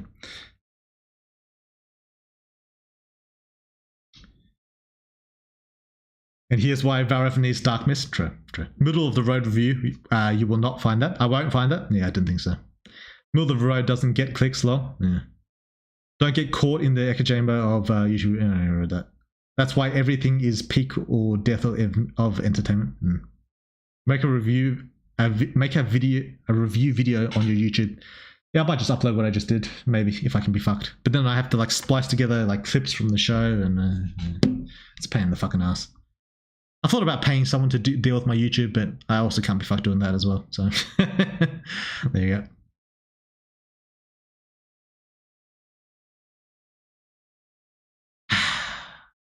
Watch a review to learn how to make a review. This is a good point. Maybe I should have watched one of these fucking videos first. I didn't like that lady felt like the MC. Yeah, she was a little bit. Yeah, Dante kind of did take a little bit of a backseat. I don't necessarily mind that though, but yeah, it did kind of feel like that. America would not be partying while it nuked demons, to be fair. Yeah, maybe. I don't know. Did they do that with like Iraq and shit? I don't know. I don't know if it was like meant to be like a real world, like parallel to what to invading Iraq or Afghanistan or some shit like that. I don't know if that's a real thing. Hello, a big fan of Superhuman. Keep up the good work. Oh, thanks, Night Guards Fury. Appreciate that. Dude, why I broke one. Weird World's review on parts of DNC anime. Lame and gay, lol. Yeah. Lame and gay actually is a good review of most of media currently. I don't know about most of media. It's a good review of some of media. It's okay for me to bomb you. I'm America. True. Woodward wanting people with babies to be bombed base. Yeah, fuck the fucking baby fucking demons. Get out of there. Get bombed. Like I was cheering for the humans while they were while they were bombing the fucking demon world. Kill all the demon civilians. Fuck them. I wasn't at all convinced by their little fucking sub story. Genocide them. Get on it. Win, Vice President. The demons are misunderstood. Did you forget what a demon was supposed to be? It is morally okay to throw demon babies in the wood chipper. True. True. Having a race of unrepentantly evil people is a bit problematic nowadays. Freeman had the same problem. Why would that be a problem? I think you should have a race of unrepentantly evil people. Like Freeman's, I think Freeman's portrayal of demons was excellent. Like, it is excellent portrayal of demons because it just goes so much against like the. Not that this is necessarily good, by the way, but the trope of like having like, these redeemable races that are also good, altering that in a way that they are just pure evil to be killed. Like they act and look like humans with emotions and stuff, but that in reality are just acting, and that you need to just kill them. I think that's a really interesting plot point. It's something that's never really, I don't know if it's been done, but it's never been explored. We've had enemies that are like just pure evil, like that are like orcs from Lord of the Rings, for example. Before Rings of Power, they're just pure evil. That's been done, but it's never been explored. How Freeman explores how they act human and like pretend to be human, like kind of elicit this amount of empathy that you'd expect from people who look like they do, or things that look like they do, but in reality are just abominations that need to be destroyed anyway. That you kind of need to detach yourself from that emotional empathy you're feeling for them and just kill them regardless. I think that's a very interesting concept, and that Freeman explored that very well.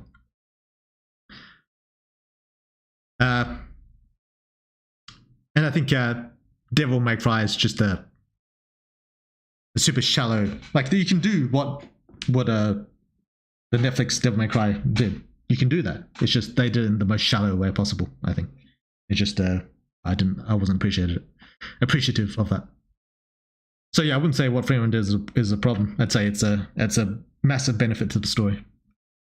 Demons aren't people though. Lol. Well, it depends what you mean by people.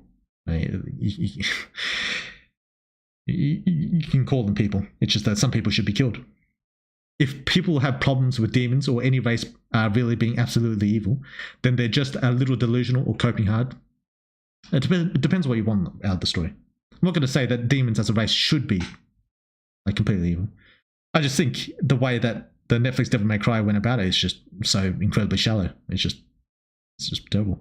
Like having it, like the 2007 anime did it the right way. They made demons as a whole evil, but with a few exceptions that, like, through contacts with humans, through learning from humans, manage to understand love. Like, the way I look at it, and this is kind of how Superhuman works, but I haven't really explored it, so this might come in a later game, a different game. I'm not sure how much I want to explore this in Superhuman.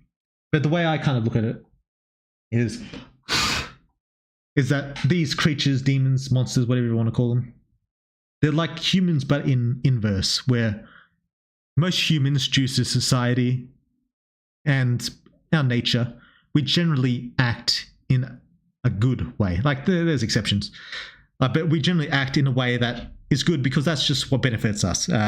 If we act good, then the people around us will act good and we don't get fucked. That's why there's no murder, there's no stealing, there's no rape.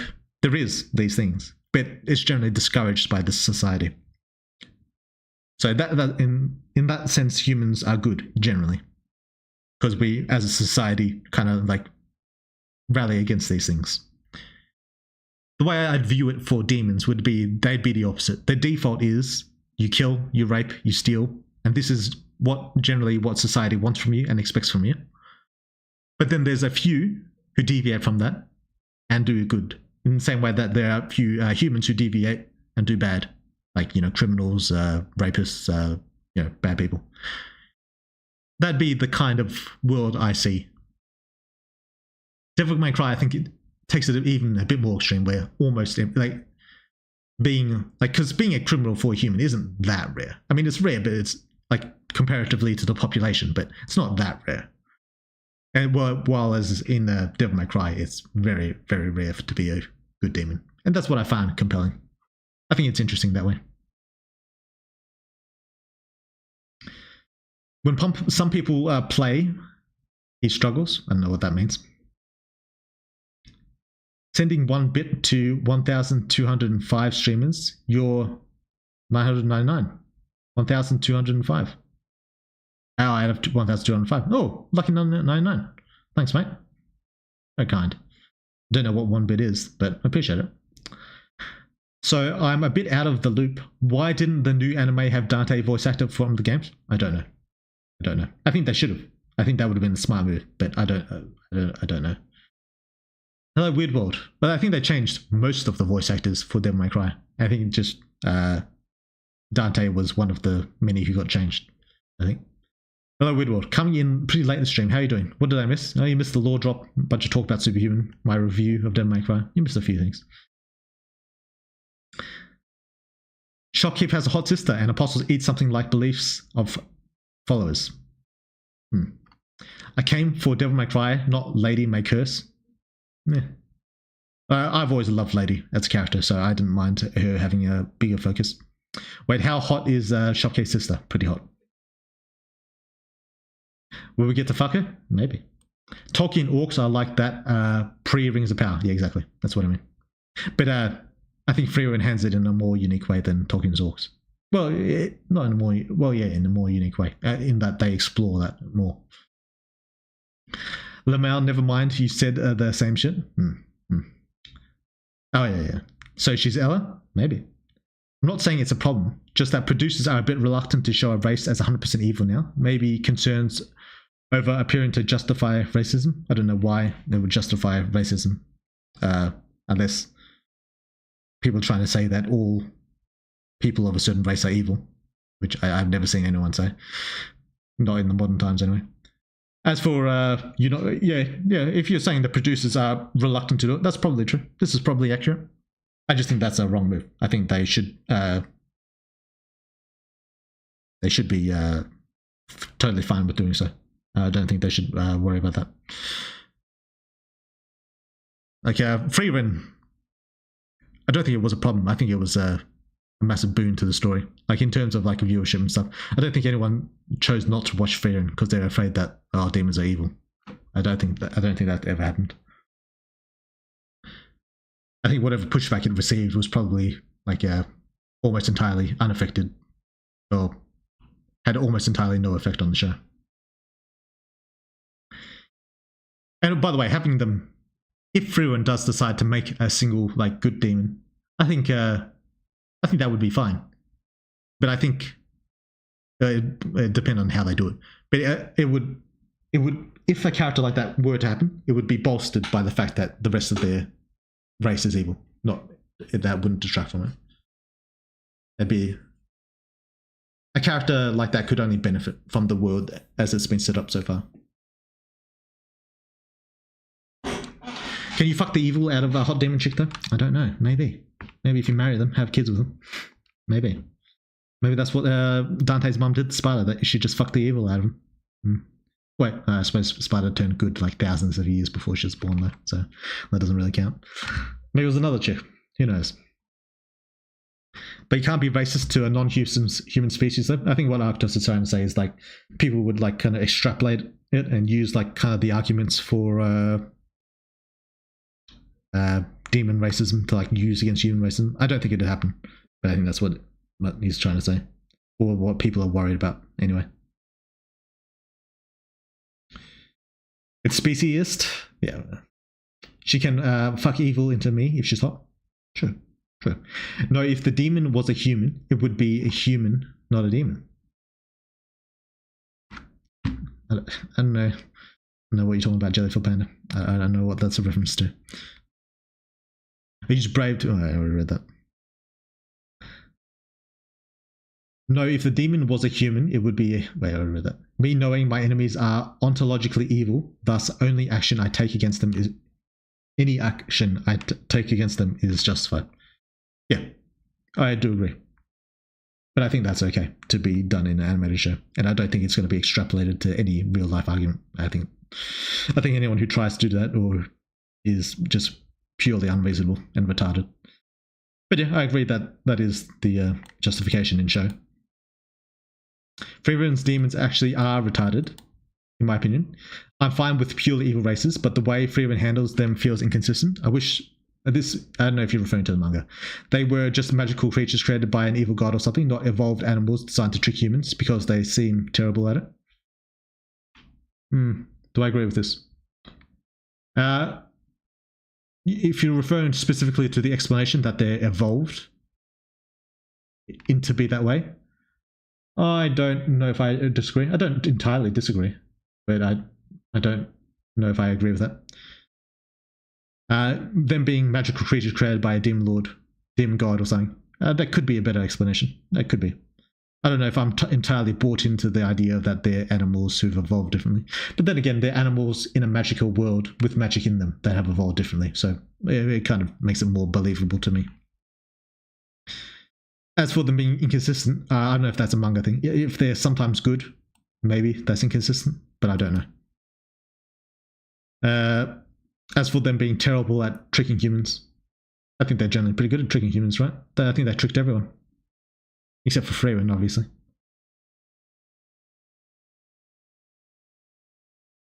But yeah. Hey, Weird Ward, how are you doing, silly weird boy? Yeah, doing alright.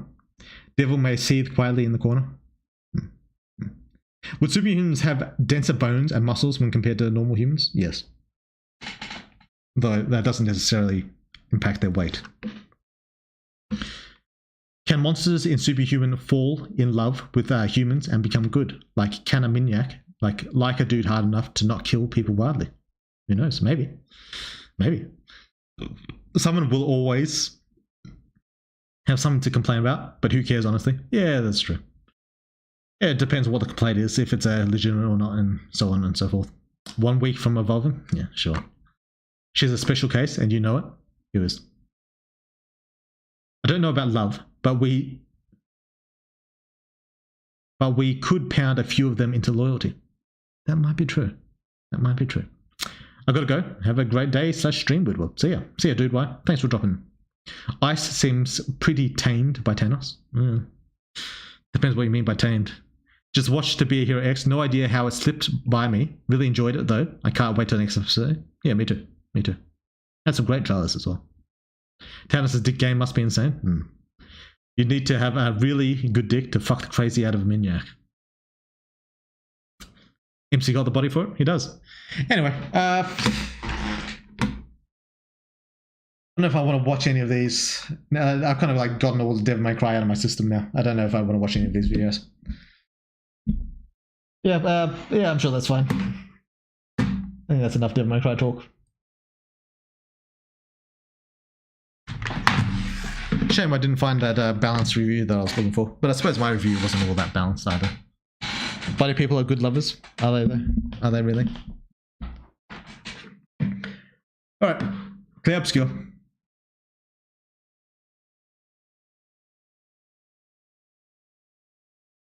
Rated M for mature. Here in Funga Time, let's go. I shouldn't grow attached to humans. They are ephemeral creatures. They come and go. But when they go, they never come back. Yet, I share their sadness. Minoko, I share their joy. you mentioned traveling with other expeditions. Quite a few. How many? I liked his What voice. happened to them? Ladies. Could I? Ow! Definitely a Destro. So far, I like his Interest actor. you in a duel? I think his voice actors are really good. Okay, I'm in. Style away. No distractions, son. I'm really busy beating up strangers. Imagine you're a Nevron, and you see me. And then I transform into one of them. Ha! Brandishing the well-polished and gleaming leg of one of your brethren. Think of the intimidation. Why aren't you using gradient attacks?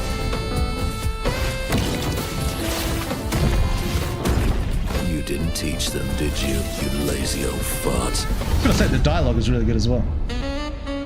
Outside of the We voice actor. lived on this mountain together for some time. Romantic. Yeah. Okay. I'm looking forward to this game. When this game coming out? I'm really looking forward to this game. You're done. I like the out of place sex. I like the out of place sex personally. What? Okay. That's me. What's up, guys? Welcome. So we've got some big updates. Alright, wait, do I actually care about this? From Ross himself on the whole situation that he is involved in. For those who don't know, Weird World, I don't speak French. Outside, it's a great game. Look Outside is a great game. Oh, thanks. Appreciate that. Paid extra for the saxophone for no reason? Yeah. Quite a few people feel that shape-shifting heart is a scam. Do you have anything to say about this? Don't buy it then. It'd be easier to not buy if I actually fixed the bug with the shopkeep. This is true. But yeah, generally I'd say if you think the power is worth more than skill, then keep the power. earlier this Get fucked noob. Yeah, sure. year in 2025, a guy named Phoenix came out and posted a 20-page long Google Doc outlining all of the problematic behaviors of Ross, which involved AI usage without disclosure, as well as allegedly not wanting to pay his From what I remember is that I remain fairly unconvinced about anything he said. I think the not paying employees part was seemed pretty bad, at least a little shady. But everything else seemed a little bit unconvincing from what I remember. employees. Now, I've made a video on this subject, so my thoughts on those topics are out there, but a few weeks back, I had a chance to actually speak to Ross on the phone. He fully admits to and owns up to the mistake that he made in his lack of transparency around AI, and also in regards to the pay situation, he was very much apologetic and felt very bad about his lack of communication. So as a fan of his, I just want to say it's really great to see that he's actually genuinely taking responsibility in this situation. But here's where it gets a little bit crazy. So then Ross shows me a little bit of his personal experiences with the author of that Google Doc, Phoenix. And I was just completely taken aback. So I told Ross. I remember thinking he was a little bit... His statement felt a little bit manipulative. But that as a creator, I understand that you might want to take distance away from all the negativity, but also as a fan, and as somebody who supported him for a long time, I think this side of the story is just as important. So I did my best to try to encourage Ross to share this with you guys. So I'm going to link Ross's video down below, but I'm going to also go through this video with you guys because this gets absolutely crazy. Reaction to a reaction. Share more context to what's happening. Share my side of the story. and also take accountability where I see fit. If this is your first time hearing about any of this, I'm sorry, this is not really the type of content that I align with, but I feel like I just have to say something. End of January, this document, this 20-page document came out about me. It was like a, you know, very negative character assassination He has Alistair's hairstyle. You notice that?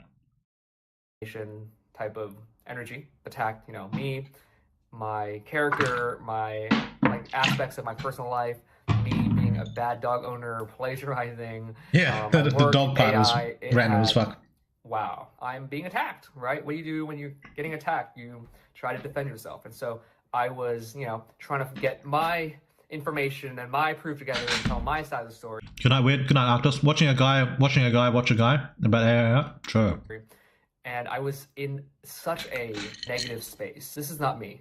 This is not really the type of content that I want to put out. And I thought to just address the AI experimentation in my work and then let the petty drama kind of like do its thing, because it's drama. I tried to do that, but like it's so loud. You know, the hate is so loud. I tried putting out a video, tried to like introduce my new pet to the world because I was so excited, and still human punching bag. Some people thought my silence was an admission of guilt, and I was like, this is so shitty, right? Because people, I feel like, expect the most and assume the worst, and it's just like the territory that we're in. Now here we are, and I am going to try my best to tell my side of the story. I talked to some peers about it, and Man, it's really rambling. like this is Jesus. Situation that he's in where he's getting so much harassment and so much hate. before we kind of really get into everything, I need to give you a little more context on Okay. the author of this doc and how they play a role in my life. There's usually Is he a piece of shit? unspoken rule in just culture itself to, you know, like have boundaries, right? Like, hey, Okay. I'm here creating content, and this community, and try not to blend those lines. Try to Oh, have shit. a wall.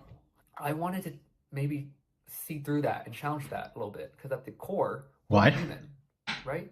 Why am I putting up a wall and like trying to, hey, you're over there, I'm over here vibe? That's like, I feel like that's not really my style. Fennec Soul was a very Sounds vocal, retarded.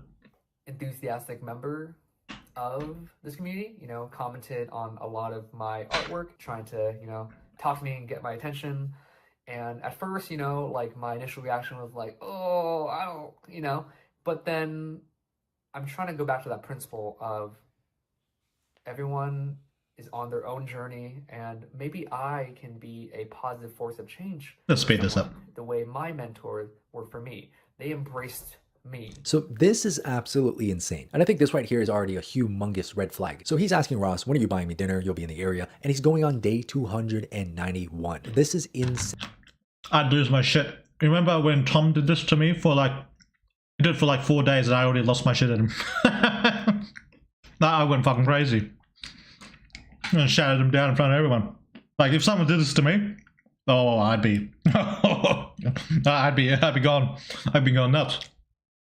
Jesus. Insane behavior. Like this just screams chronically online and extremely obsessive. I messaged back and I started chatting with this person, having conversations about art. Every now and then, I think they would try and push a little bit to see how much information they could get, to go into personal life territory, and it Wait, what was that? a little bit to see. Personal question. Alright. While this guy is getting really into it, I feel like Ross needs to put his foot down. Like, why is he allowing this? Like, See how much this is information Ross's they fault. could get, to go into personal life territory, and it would make me feel a little uncomfortable. So I try to steer it back into kind of more art focused, more work focused. We just had like basically kind of casual conversations about our journeys, about life and things. And I had a true intention to want to help. So this is really messed up, but Ross actually showed me the content of these screenshots, and without disclosing exactly what it is, I can very confidently tell you that what Phoenix was asking and what he was probing into was extremely invasive. Again, this just goes back to boundaries. I think this is such a clear sign that Phoenix does not respect Ross's boundaries at all. So I'm going to talk here about two things. It's also Ross's fault for not establishing I them. put out an Instagram story Just a second. asking like, hey, can anyone help with this convention? And I think he messaged me. It's like, hey, if I fly out to Los Angeles and help you. Can you house me? And I'm gonna put the whole entire exchange so you can see. And I was hesitant at first because it's a lot of logistics and thinking, right? Like, you're hosting someone, they're flying out here, you are responsible for their experience and for their time, and they were really enthusiastic about wanting to come here and pushing a little bit and like trying to get me to see. He said, I don't want to be impulsive, but let me think a little bit. There are some logistical things. He's like, what are they? Wait, what did it say? Remember how I said, I don't know if any of you guys here were here last time I watched this video, the last video, how I said the motherfucker was showing very short clips of the conversation. This is why I say that. Because of shit like this. Jesus, this is crazy. What is he? Can you find your own ride to the airport? Besides, do you really want some random stranger on Instagram interacting with you? So he's like fully inserting himself. Like he wants to be like, he's desperate to be part of it. I'll ask this and this and see if anyone else I know now can take me. If not, I'll call Uber. If you're working, you gotta work. You can't be on your phone and you gotta be engaged and approachable. Of course, I've sold at conventions. I got customer service experience. Yeah. I don't know. Just saying, okay, I'm down to have you. All right, so we took a fair bit of convincing. Yeah. Okay, let's knock them out. This guy, we're only 6 minutes in, but he seems like a kind of like a jealous ex-girlfriend kind of guy. This is what it seems up. Just straight up to me. Drive you from the airport to here, list out all the details. I said, hey, I can pay for convention lunches and dinner and try to take you to a party if I'm invited to, blah, blah, blah. Why not? What's the worst that can happen? And so they volunteered for that specific convention. Now, you guys know my stance on paying for labor. Shut the fuck up is still one of the funniest things Weirdword has ever typed in the server. If you're gonna do that, that day 1, day 2, day 3 thing, like if I see it, I'm gonna go crazy, right? You never get into day 299 with me. You can get to maybe day 4 or 5, maybe. After that, you're done. You're donezo. I've made that pretty clear in my last video. If somebody's spending their time and putting in their effort to actually help you make money, you should share some of that money with that person. I feel like that's common sense. But in this specific case, I feel like here's just another example of Phoenix not respecting Ross's boundaries. Phoenix said, if I drop everything for a weekend, fly out to LA, would you be able to provide housing? So Ross replies very quickly and says, fine, you can sleep on my couch. And then a couple minutes later, I'm assuming Ross had some time to think about it, he said, let me get back to you with a real answer within a few hours if that is cool. Now, I think it's perfectly justified to be. Let's see the rest of that. Don't want to be too impulsive. I think I said this last time, but Ross needs to, like, he's talking about boundaries now, but he didn't really set any boundaries. That's probably the main problem with Ross. I'll be asleep for a few hours. I'm gonna high key. Oh, he's really, he's really pushing these. I'm gonna do it. I'm gonna fucking do it, and he's not for it. I was like time off Ross, but he says he has time off. I thought last time he said, like he had a job and shit that he had to take off for Ross. Why is he saying that he has time off now? Yeah, he's really. I'm gonna fucking do it.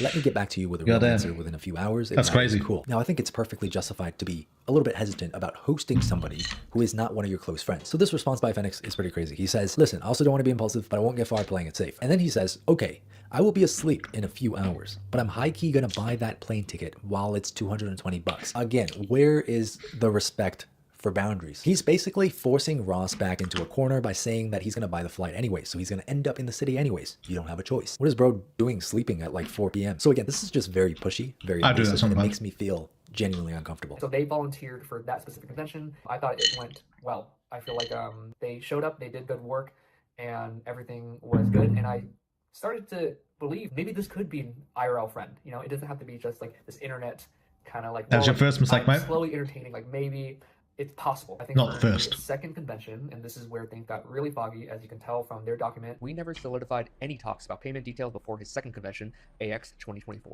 Before he came here, I toyed with the idea of possibly having him join us for Comic-Con 2024 at the end of that month, which are the screenshots in his doc.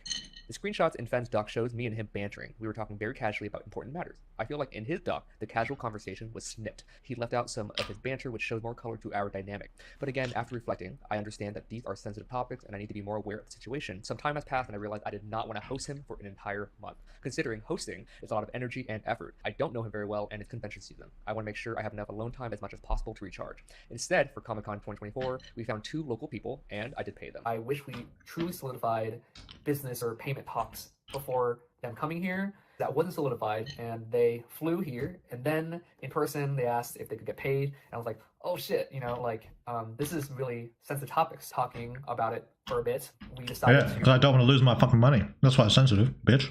to pay them. When I was reading this document, I was a little confused because, like, did this person get paid? Like, they seemed very, like, angry, and then I found out, yeah, we did pay him $640 for the weekend. What? We got convention. Jesus! He got paid? What a fucking rat.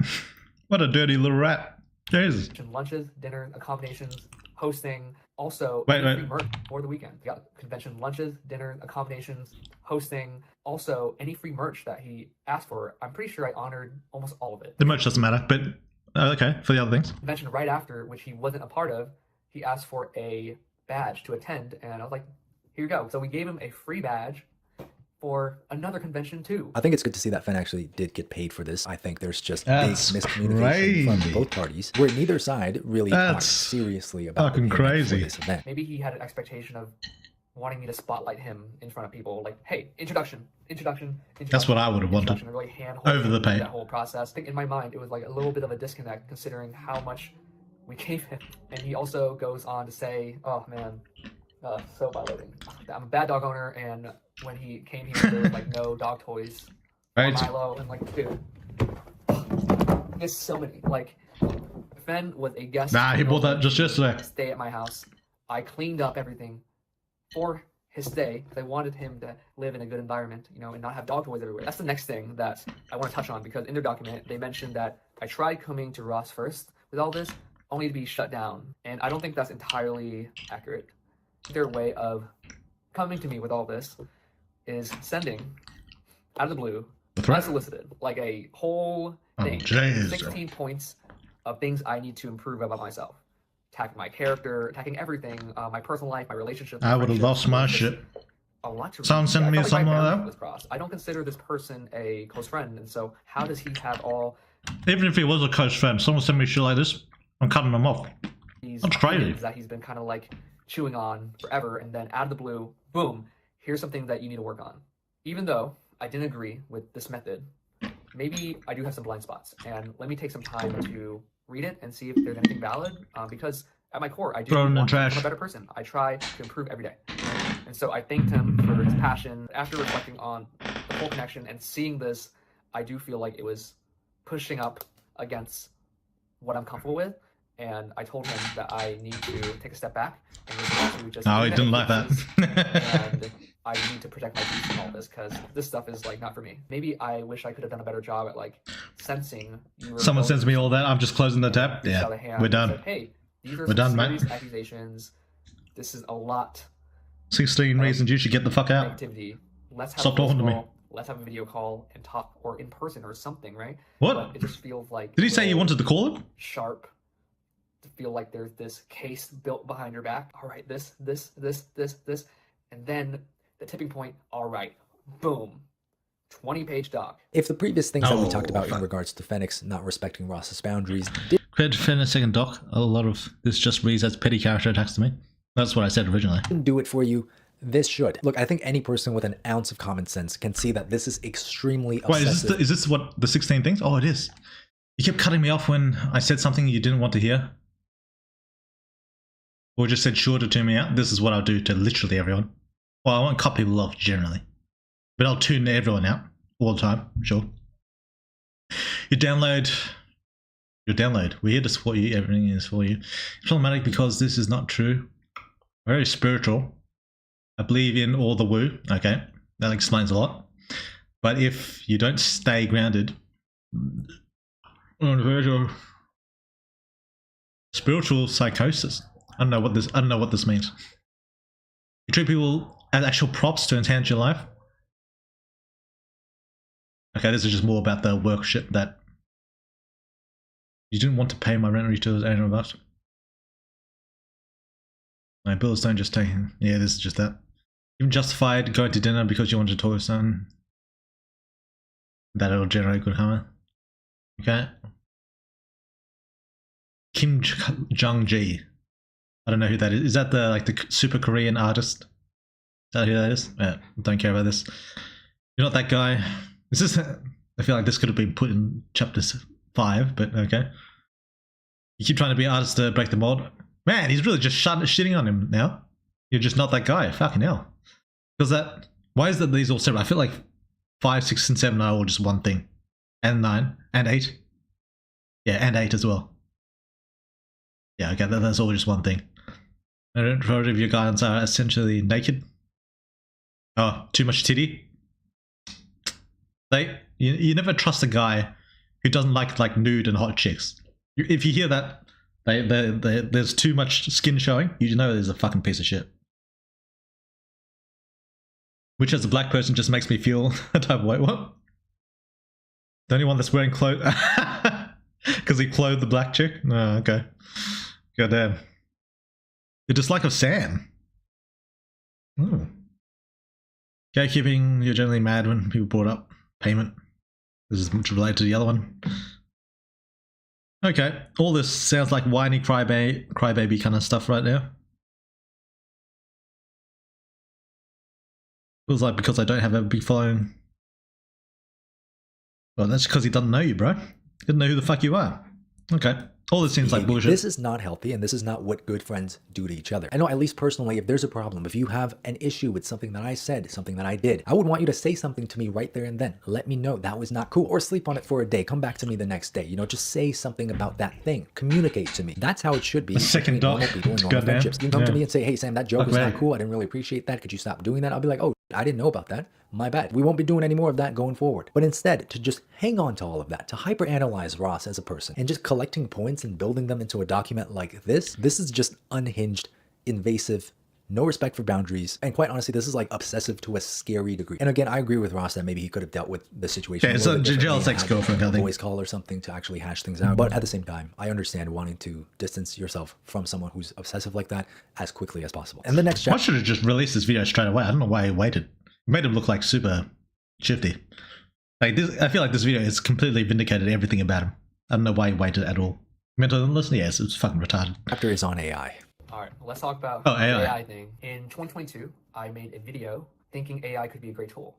It just started coming out, and a lot of creators and artists were looking into it. It's this new shiny thing, and so my video was like exploring this could maybe be a great tool to get out of your art block, to make maybe compositions, to get some inspiration, because it's just like wow, right? That was obviously a very long time ago. I left social media at the end of 2022. You know, at that time, I made videos and art every week for like 7 years. I couldn't take it anymore, and I left social media to really work on my mental health and my soul and my heart and just heal and just understand more of who I am. And then I checked myself into a mental health retreat in 2023. I came back from the retreat, and I was still really tender and vulnerable. It did. Maybe it's not as bad as I'm thinking. And I started to see things in another perspective and focus on peace and balance a lot more. So you're saying he didn't know about the AI stuff? Very slowly. I failed to kind of educate myself on the totality of the AI conversation, just being offline. And I asked my peers and I asked the people like, hey, what's the state of content these days? I don't know if I believe him. What's happening? Because I'm curious. Maybe. Is it still TikTok dances? So as I slowly came back, I started to see this like really negative firestorm on the topic of AI.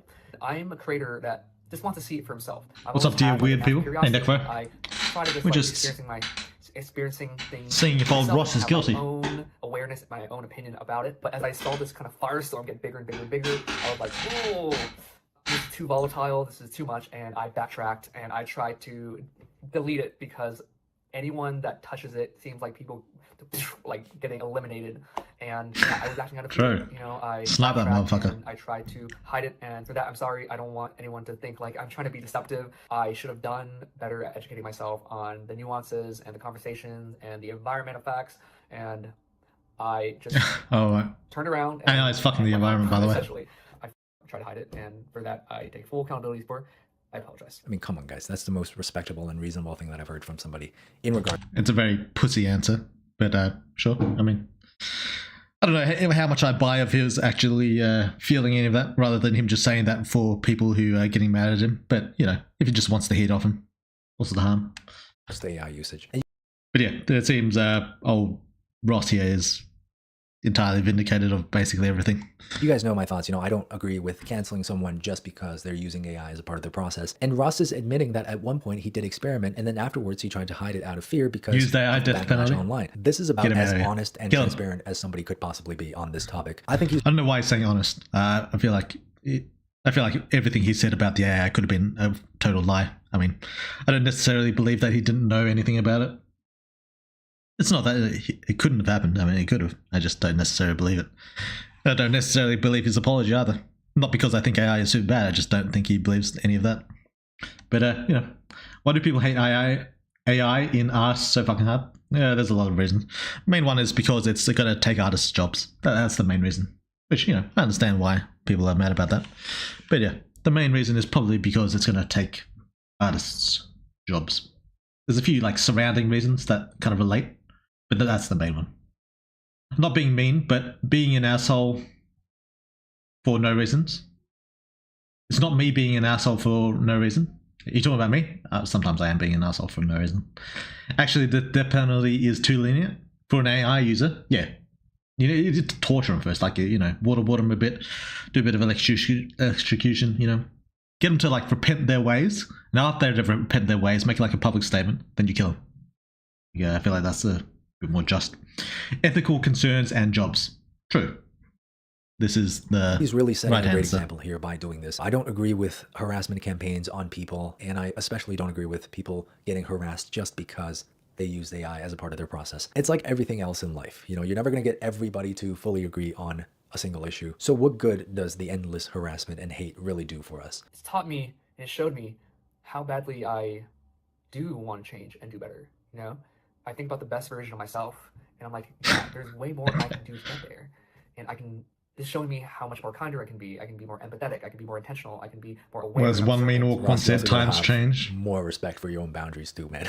I think I'm still Death by a billion cuts. Emotions from it, and I'm still trying to process it. So forgive me if a lot of my thoughts are a little not completed. Right now, I am in the process of trying to find my new beginning. My mom came here to help me pack boxes. I'm trying to downsize right now. Ross, maybe it's time you move to the East Coast so that you can get away from all the communication issues that seem to go on in the West Coast. As that way he lives. All this, as I went through my healing journey, I realized what's more important to me is my inner peace. Life will throw stuff at you, and I'm trying to use this as a learning opportunity. Defend. I'm sorry it unfolded this way. I really cherish. So the problem with Ross is he's being too much of a pussy. This whole video, he's been too much of a pussy. That's where this all started. The fact that you couldn't set a hard line with old Fenny boy there. Fenn's clearly a psycho. No, I shouldn't say that. He looks like a psycho to me. I don't know why he's apologizing. It's stupid thing to do. Conversations and connection, and I call him a retard. I tried, but I couldn't live up to your expectations, but I truly, from the bottom of my heart, wish you the utmost success and everything that you want, but go fuck yourself. I want to move on. I felt like I died 5 Yeah, you want to move on. Fen ain't gonna move on. I guarantee you. Fen ain't moving on. times the last 8 weeks, I want to focus my energy on things that excite me and joy and creating art and just positivity. So that's where I'll be diverting my attention to. It's a bit long. Never done something like this, but I hope you guys have a good day. Forgive me if I'm being stupid, but how would it take artists' jobs? I mean, you don't need the artist to imagine the work and see it to live. I don't know what you mean. It'll take artists' jobs because it can do the job of artists better and faster.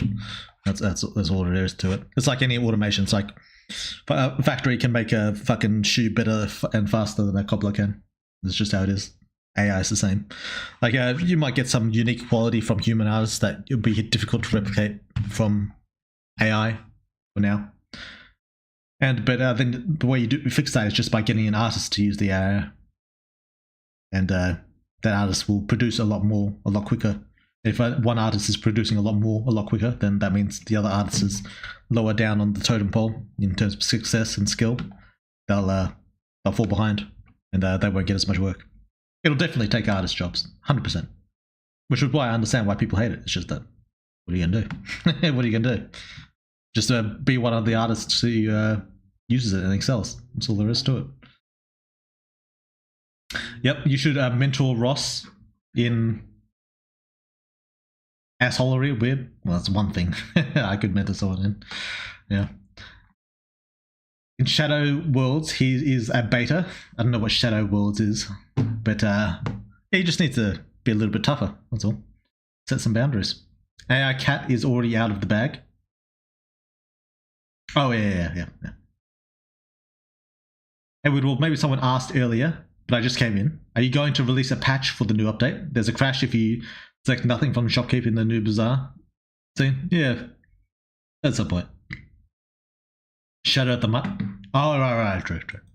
And I'll see you guys soon. Look, at the end of the day, I'm really glad that Ross decided to share his side of the story, to clear things up for his fans. I'm really genuinely proud of him for doing this. I think, for anyone watching this video, you really got to understand when someone is pushing your boundaries, when someone is being invasive and being obsessive. In my opinion, a lot of the things that Phoenix said or did were huge red flags from the very start. And it's really a shame that Ross chose to try to see the good instead of understanding the risks that he was taking on by communicating with somebody who was clearly obsessive. Like I said before in this video, if you have problems with something that your friend is doing, just tell them. Tell them on the spot.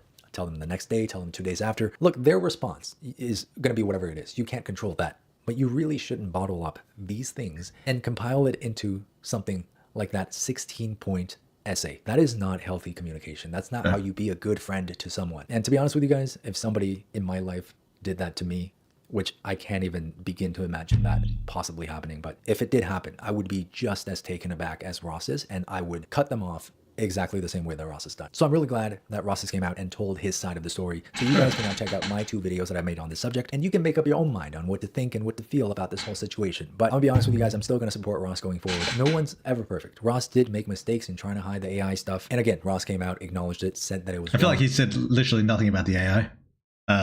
He didn't confirm whether the art book was made with the AI or not. All he said was that I was away for a bit and I didn't know how bad it is, and then that he's not going to do it anymore. I feel like he kind of glossed over the whole AI thing, which leads me to believe that he probably did do a fair bit with AI. But yeah, okay. Said that he understands and has apologized for it. I don't see any reason to keep harassing him and hating him for this. I think one of the biggest problems, unless he skipped over that part, this guy skipped over part of it, the part where he actually talks about it, which is possible.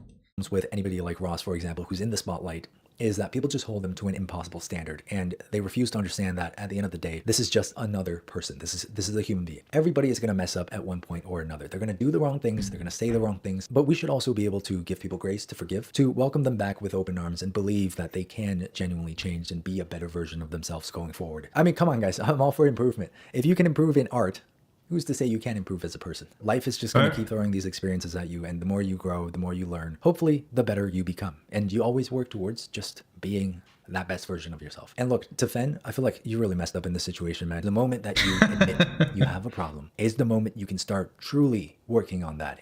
I do not blame anyone for being doubtful of... who's this? Is this from Ross or Fen? And becoming better. All right, Fen, look, I'm rooting for you, and Ross, I'm rooting for you too. You guys are both going to learn from this, and you're both going to come back stronger. You can go ahead and click on Ross's video, go check it out, leave a comment, send him some love. I'm sure he would really appreciate that right now, but same thing goes for Fen. Okay, I think this goes without saying that even if you don't agree with the things that he did, do not go and harass him or send hate. Well, that's it for today, guys. That is the conclusion of the Ross Dross situation. There will be no more of this. No more videos on this. No more discussions. Unless Fen has some super secret text messages or some shit. Let's go draw something, all right? Yeah, okay. I feel like the whole issue was pretty funny. I feel like this whole controversy was pretty hilarious. But yeah, okay. Seems like Ross was right after all. Could you tell us if the game crashing from trying to buy nothing from the shopkeep is canon? As in the shopkeep is crashing our game to make us buy something? I already answered that, mate, earlier in the stream. All right. That's one hell of a marketing tactic. Dude talks like he is explaining why he's a cuck. Who? The shopkeep? Buy something or I break your reality. Lol. Yeah. Yeah, that was pretty interesting. I appreciated these videos. Well, while they lasted. So, oh, that's me.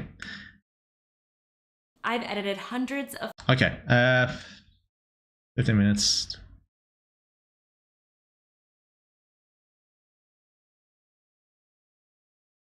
Okay. Let's see how much of an amateur writer I am. books over my career as a developmental editor, including New York Times bestsellers.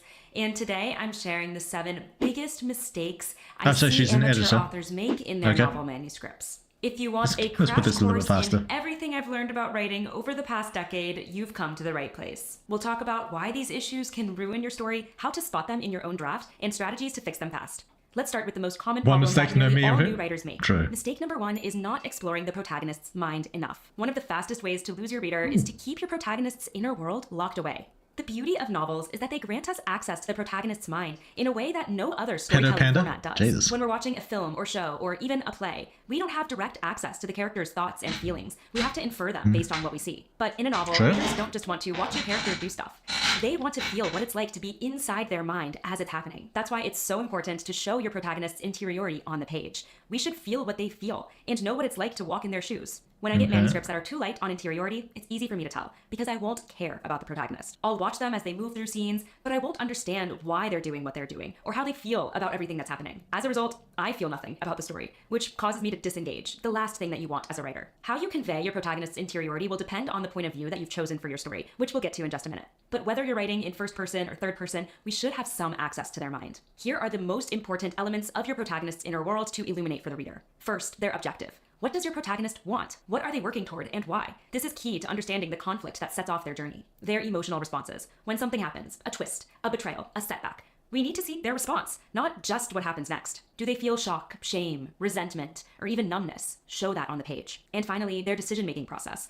We should understand how the decisions your character makes ladders up to their overarching objective. This applies both on a smaller scene level, why did they go to the library? Why did they call their friend? And on a broader plot level, why did they choose to accept that job offer? Why did they break up with their partner? If your manuscript is all plot and no interiority, you're missing half of the story, and the reader isn't likely to get emotionally invested in your protagonist's journey. Make sure we're given enough access to their minds to understand why the events of the story matter to them. Now, mistake number 2 is when I kind of agree with what you're saying, but I would have liked her to give some examples of how it's done.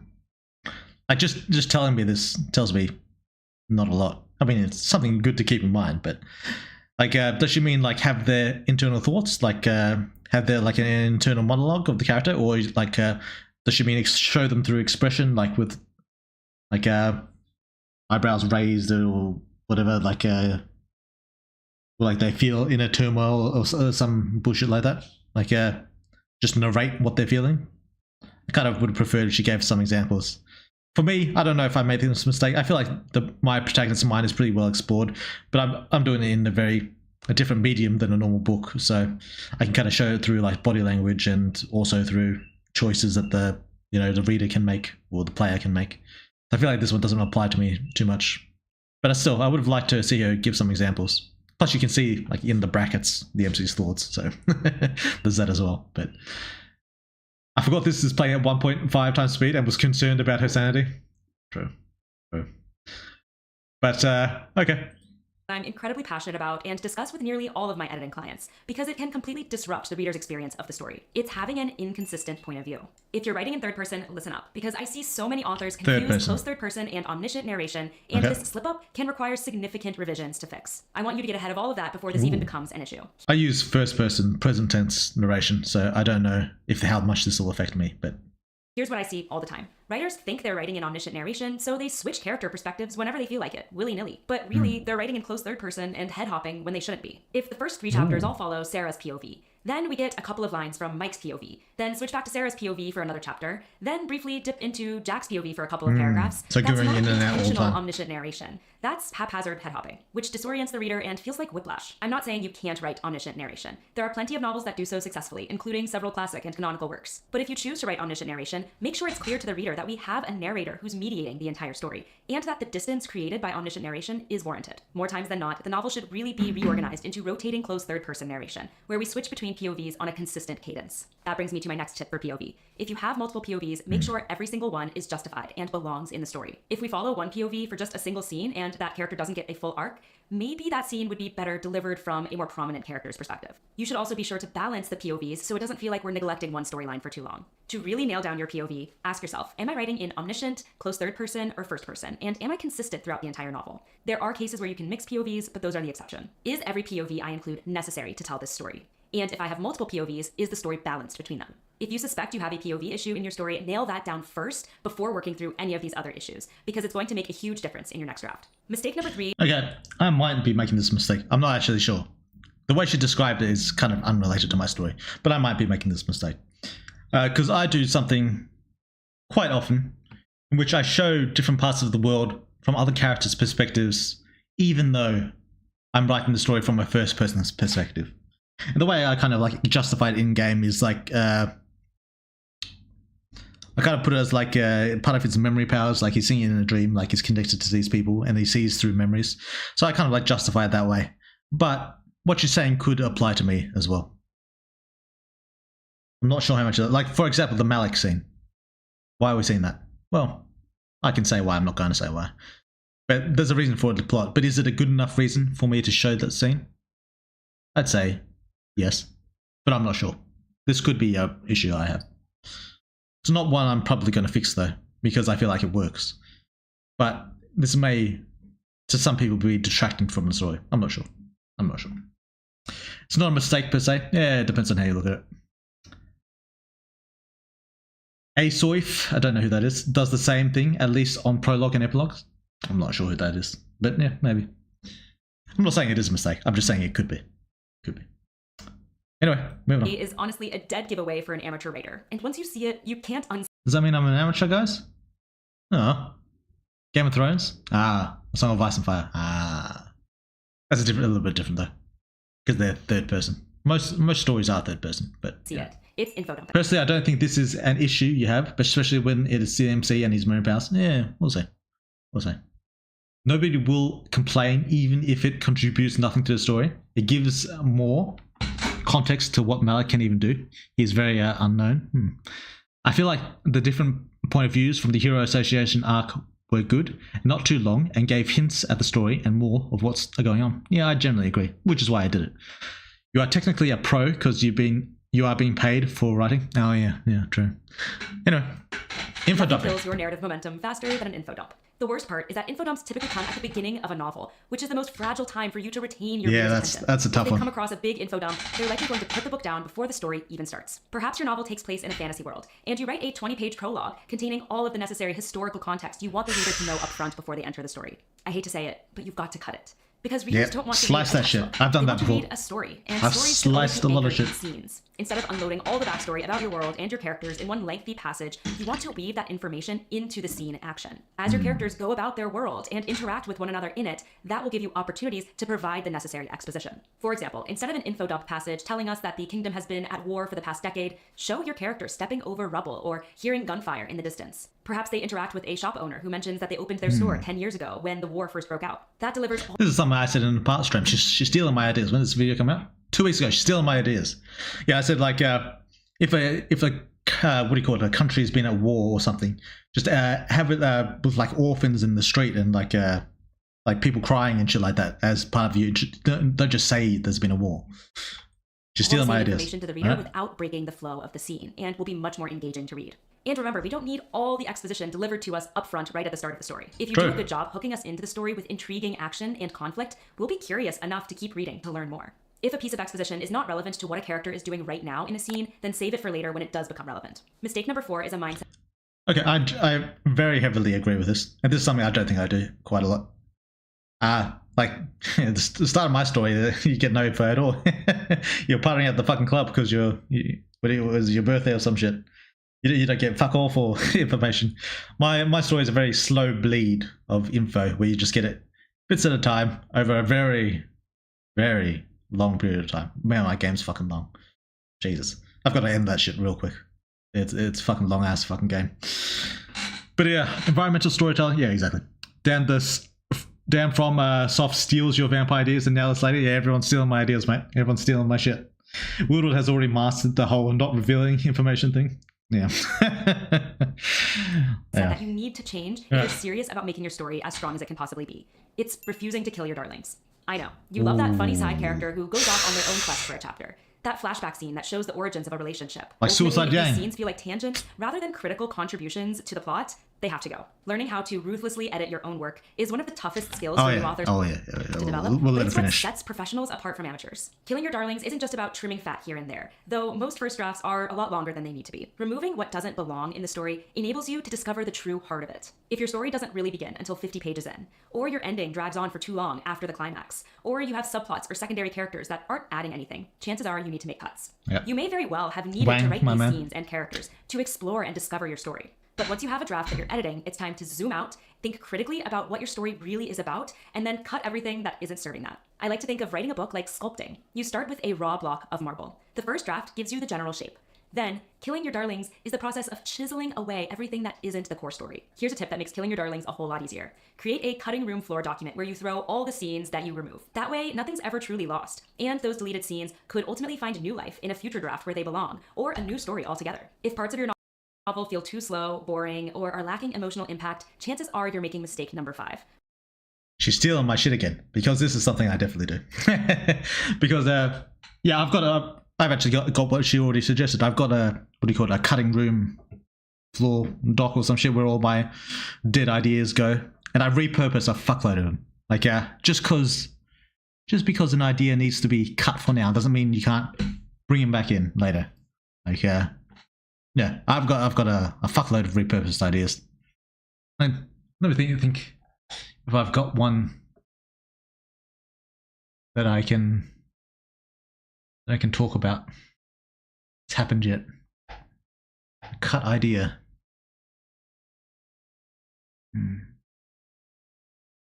I can't remember. Fuck. I feel like I've got so many good ones, but I can't remember fuck all about them. What happens in my game? What's my game about?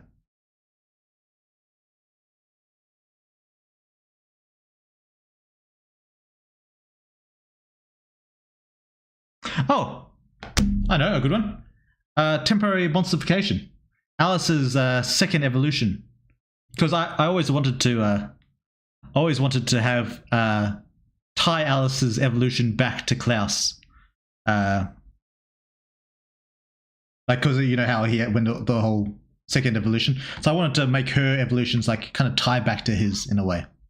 And I was going to do that for her second one, but I didn't get the chance to because we had the whole thing where we needed her to break into the monster world, and she kind of got fucked up because of that, and then eventually evolved fighting the Chimera. So I kind of like scrapped that whole idea because it just felt a little bit too bloated.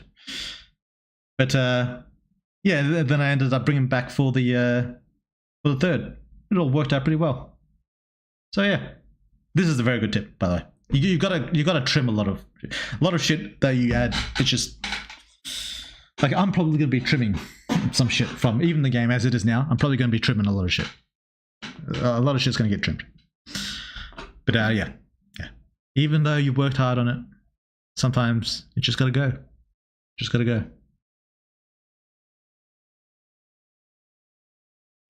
Just because you cut it doesn't mean it was bad. True. It just means it's not the right time for it, not the right place. Maybe we'll get a sexy reporter in the vampire game. Maybe you will, mate. Maybe you will. What did I spend years writing? I can't remember. True. We need more quotable sentences or scenes.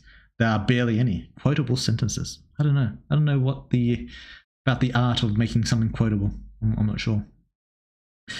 Could you tell us why you decided to make corruption option in the cold fight increase your skill? This, as far as I can remember, the only time corruption has been tied or paired with skill instead of power. So why is that? Well, maybe you'll say one day. With 999 out, are you going to do a safer work version so I can play it on stream and have a reason to drag you in a club? I don't know. Oh, you mean version 999? Will there be a safer work version? Probably eventually, maybe. If I did do it, I'd pay someone to do it because I can't be fucked doing it myself. That's the reality of it. So it's just a matter of when that happens. It's guessing time, and then it's dazed all over the IMC. Yeah, that's quotable. I don't know about that one. You can't really force it, to be honest. Yeah, I don't know. Maybe one will happen. Maybe it won't. I don't know. Which is writing weak scenes. Every scene should be made up of 3 key elements: action, narrative, and dialogue. Action is the choreography. I don't know about this. Okay, we'll give it a chance. What's literally happening in the scene?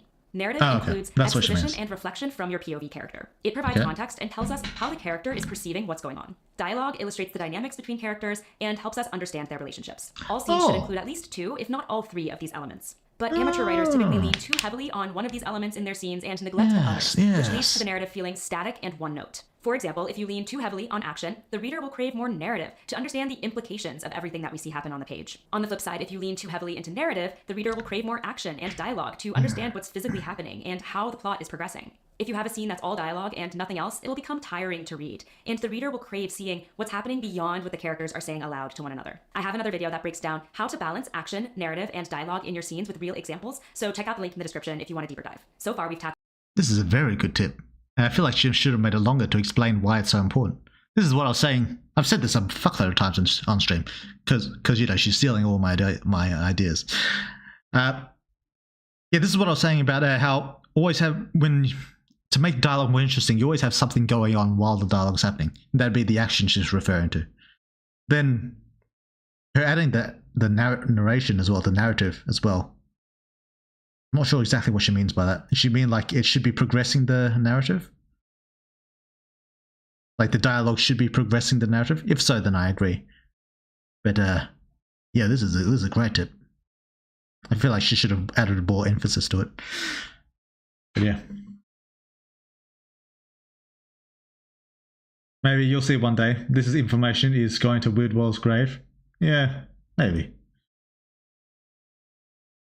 Listen, I can have you on stream and have you tell me when a sex scene is coming so I can avoid getting banned. I don't know about that one, Randall. Maybe you'll see one day. True. What VN have quotes though? Lol? I don't know. I suppose Face the Night has Excalibur, you know, from Saber. So that, I suppose. They must be balanced and not one overshadowing the other. Could you tell us why you wanted to make a character like Alice? Why? I don't know about why. There's not like a specific motivation between every single character. Like sometimes I just feel like it's appropriate for the story. It's a lot of feelings-based things. As for Alice, you know, kind of wanted to have like a cold character that's also gets really pissed off. So I thought that would be fucking sick. And yeah, there you go. I thought you just use ChatGPT with the prompt, please make the story more gooder. True. I mean, that's all you need to do, right? People die when they are killed is from a VN. Is that from Face Day Night? I'm pretty sure that's from Face Day Night too. Weird maybe world is great. True. Understand the implications of everything that we see happen on the page. It's independently, there comes a time when you have to realize that you're not just creating art for the sake of it. You're creating a product to sell to someone. Amateur writers tend to focus inward. What do I want to say? What do I feel like writing about? These are important and valid questions, and you should always write for yourself first and foremost. But when you begin to think about publishing your story, it's time to flip the script and ask, what do my readers want to feel? What will keep them turning the pages? The most successful authors I've worked with are constantly thinking about and prioritizing the reader's experience of their work because they understand that the act of publishing is a business transaction. That doesn't mean you have to write commercially if that doesn't suit your style. It's about the money. You have to write intentionally and understand the market that you're entering. If you haven't yet defined your novel's genre, that will be a key step in this process so you can ensure you're delivering the experience that readers of that genre will be looking for. If you're writing a thriller, your reader wants a fast pace, constant tension, and a satisfying payoff. If you're writing romance, the reader wants swoon-worthy chemistry. If you're writing literary fiction, your reader wants thought-provoking themes and emotional resonance. Professional authors understand who their reader is and what they want, and they deliver on that experience without sacrificing the story they want to tell. Finally, mistake number 7 is probably the last thing you want to hear. I agree with this. You do need to think about the reader once. It's not all about you. I do generally prioritize my own story because I've already written a lot of it out. But I've wrote a lot of it out with the reader in mind as well. You kind of got to balance what you want to tell versus what you want the reader to see and enjoy. And I feel like it's generally not that hard. Well, it depends. It depends on the reader, but usually you can get a general idea of what the reader wants. And I feel like it's not super hard. There can be a little bit of smaller details that can make it difficult. Make it a bit more troublesome because people have their own like longer a story. This kind of applies exclusively to my type of media though, rather than books. But I suppose it can count to books that are like a part of a series. You know, like a Harry Potter type book that's like part of an ongoing plot, where people have their own theories and expectations and desires of what's going to happen. And if you deviate from that, they'll be a little bit disappointed. So that's something you keep in mind, and you can't really control that. But in terms of the general themes and things, you can generally predict what people will want and enjoy, generally speaking.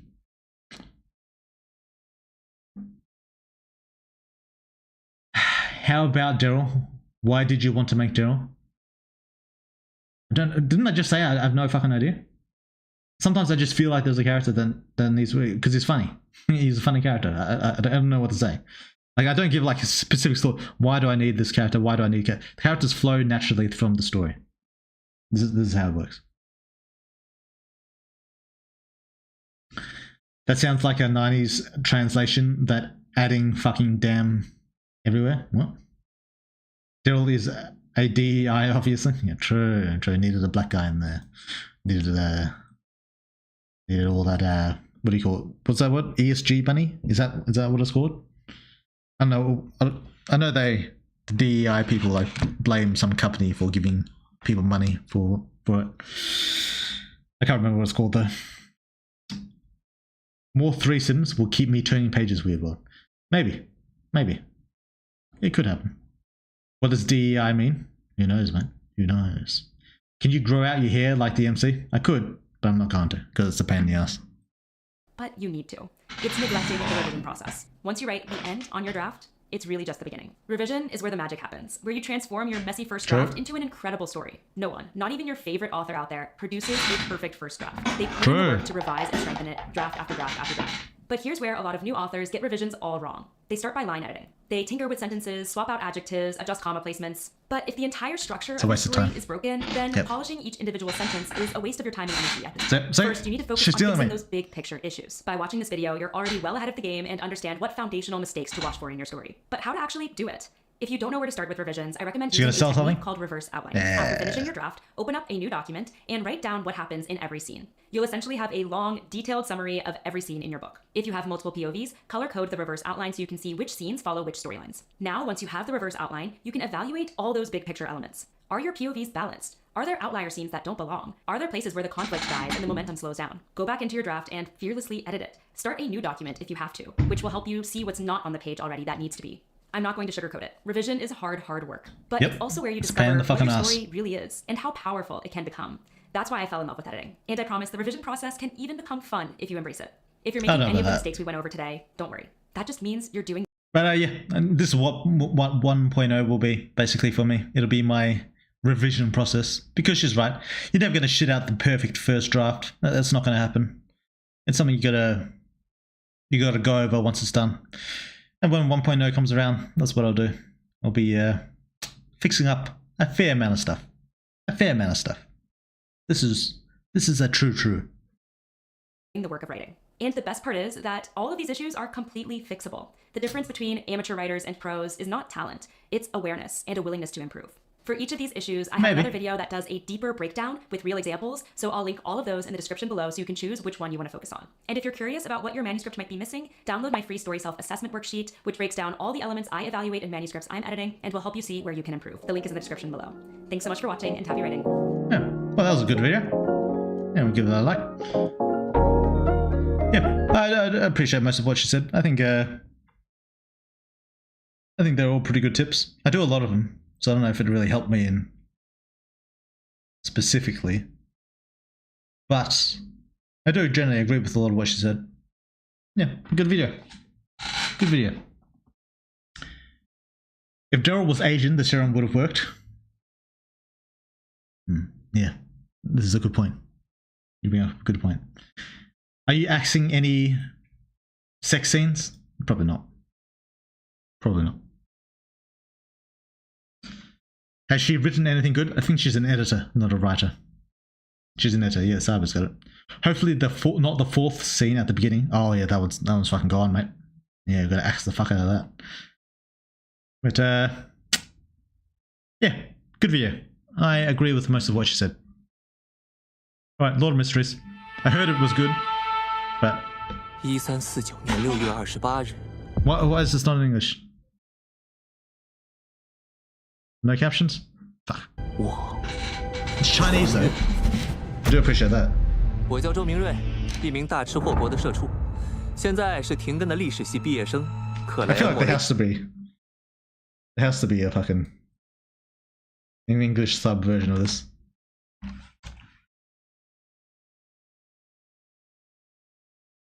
English sub. There we go. 1349年6月28日， 1349. 我穿越。 What does that mean? 我叫周明瑞，一名大吃货国的社畜，现在是停更的历史系毕业生，克莱恩莫雷蒂。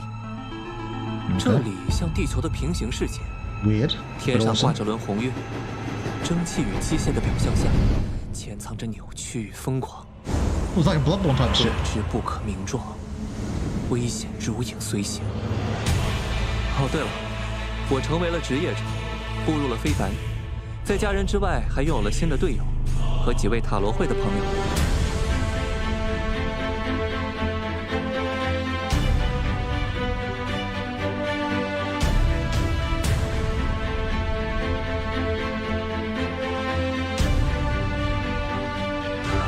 Oh, damn.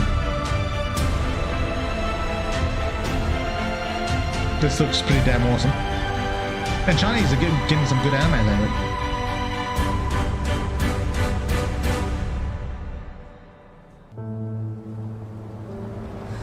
"生活，走向了正轨。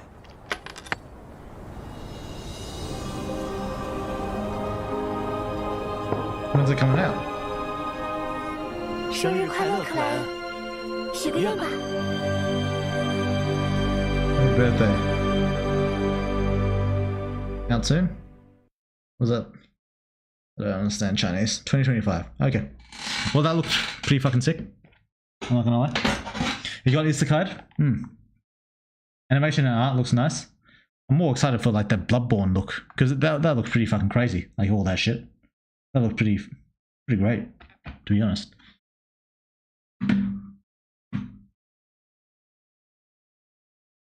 How do we know that? Know that sex scene actually happened though? It could all be an implanted memory from the fourth and mask how horrific the actual infection process was. Could have been because she created horny monsters. I don't know.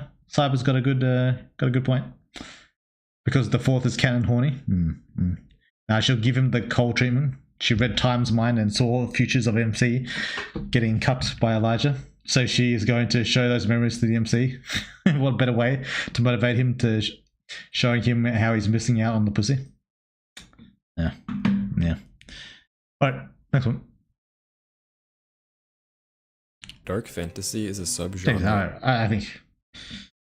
I don't know if I want to watch a 13-minute video. I feel like we've been going on this one for a long time. Okay. Alright.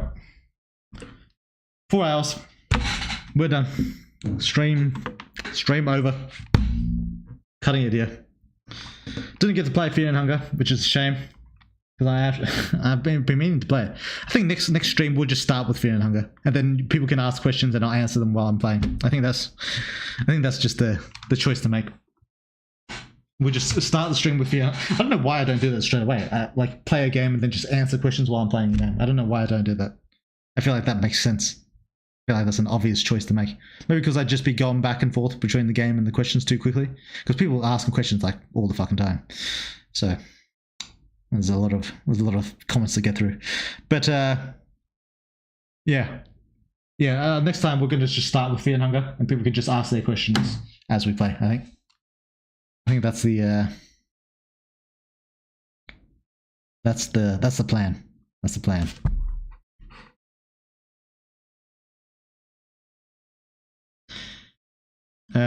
Sala is also horny as hell, apparently. Yeah, maybe. Memory is consistently just incredibly horny. Maybe that's just what happens when you have so many memories, alright? MC is horny, Sala is horny, Sala are likely horny, Lithe is horny. Why are you edging us on Fear and Hunger? Sorry, mate, that's just how it goes sometimes. Yeah. But yeah, next stream, definitely Fear and Hunger next stream. Definitely. We'll play and we'll answer questions at the same time. We won't be doing one or the other. Goodbye, Weird World. Have a great rest of your day. Thanks for nominating. Thanks for dropping in. See ya. See ya, big man. All this forced chat talk sounds like coping to me. Yeah, sounds like a bunch of fucking cope to me. Right? Yeah. Anyway. Appreciate you guys coming. I'll see you next time.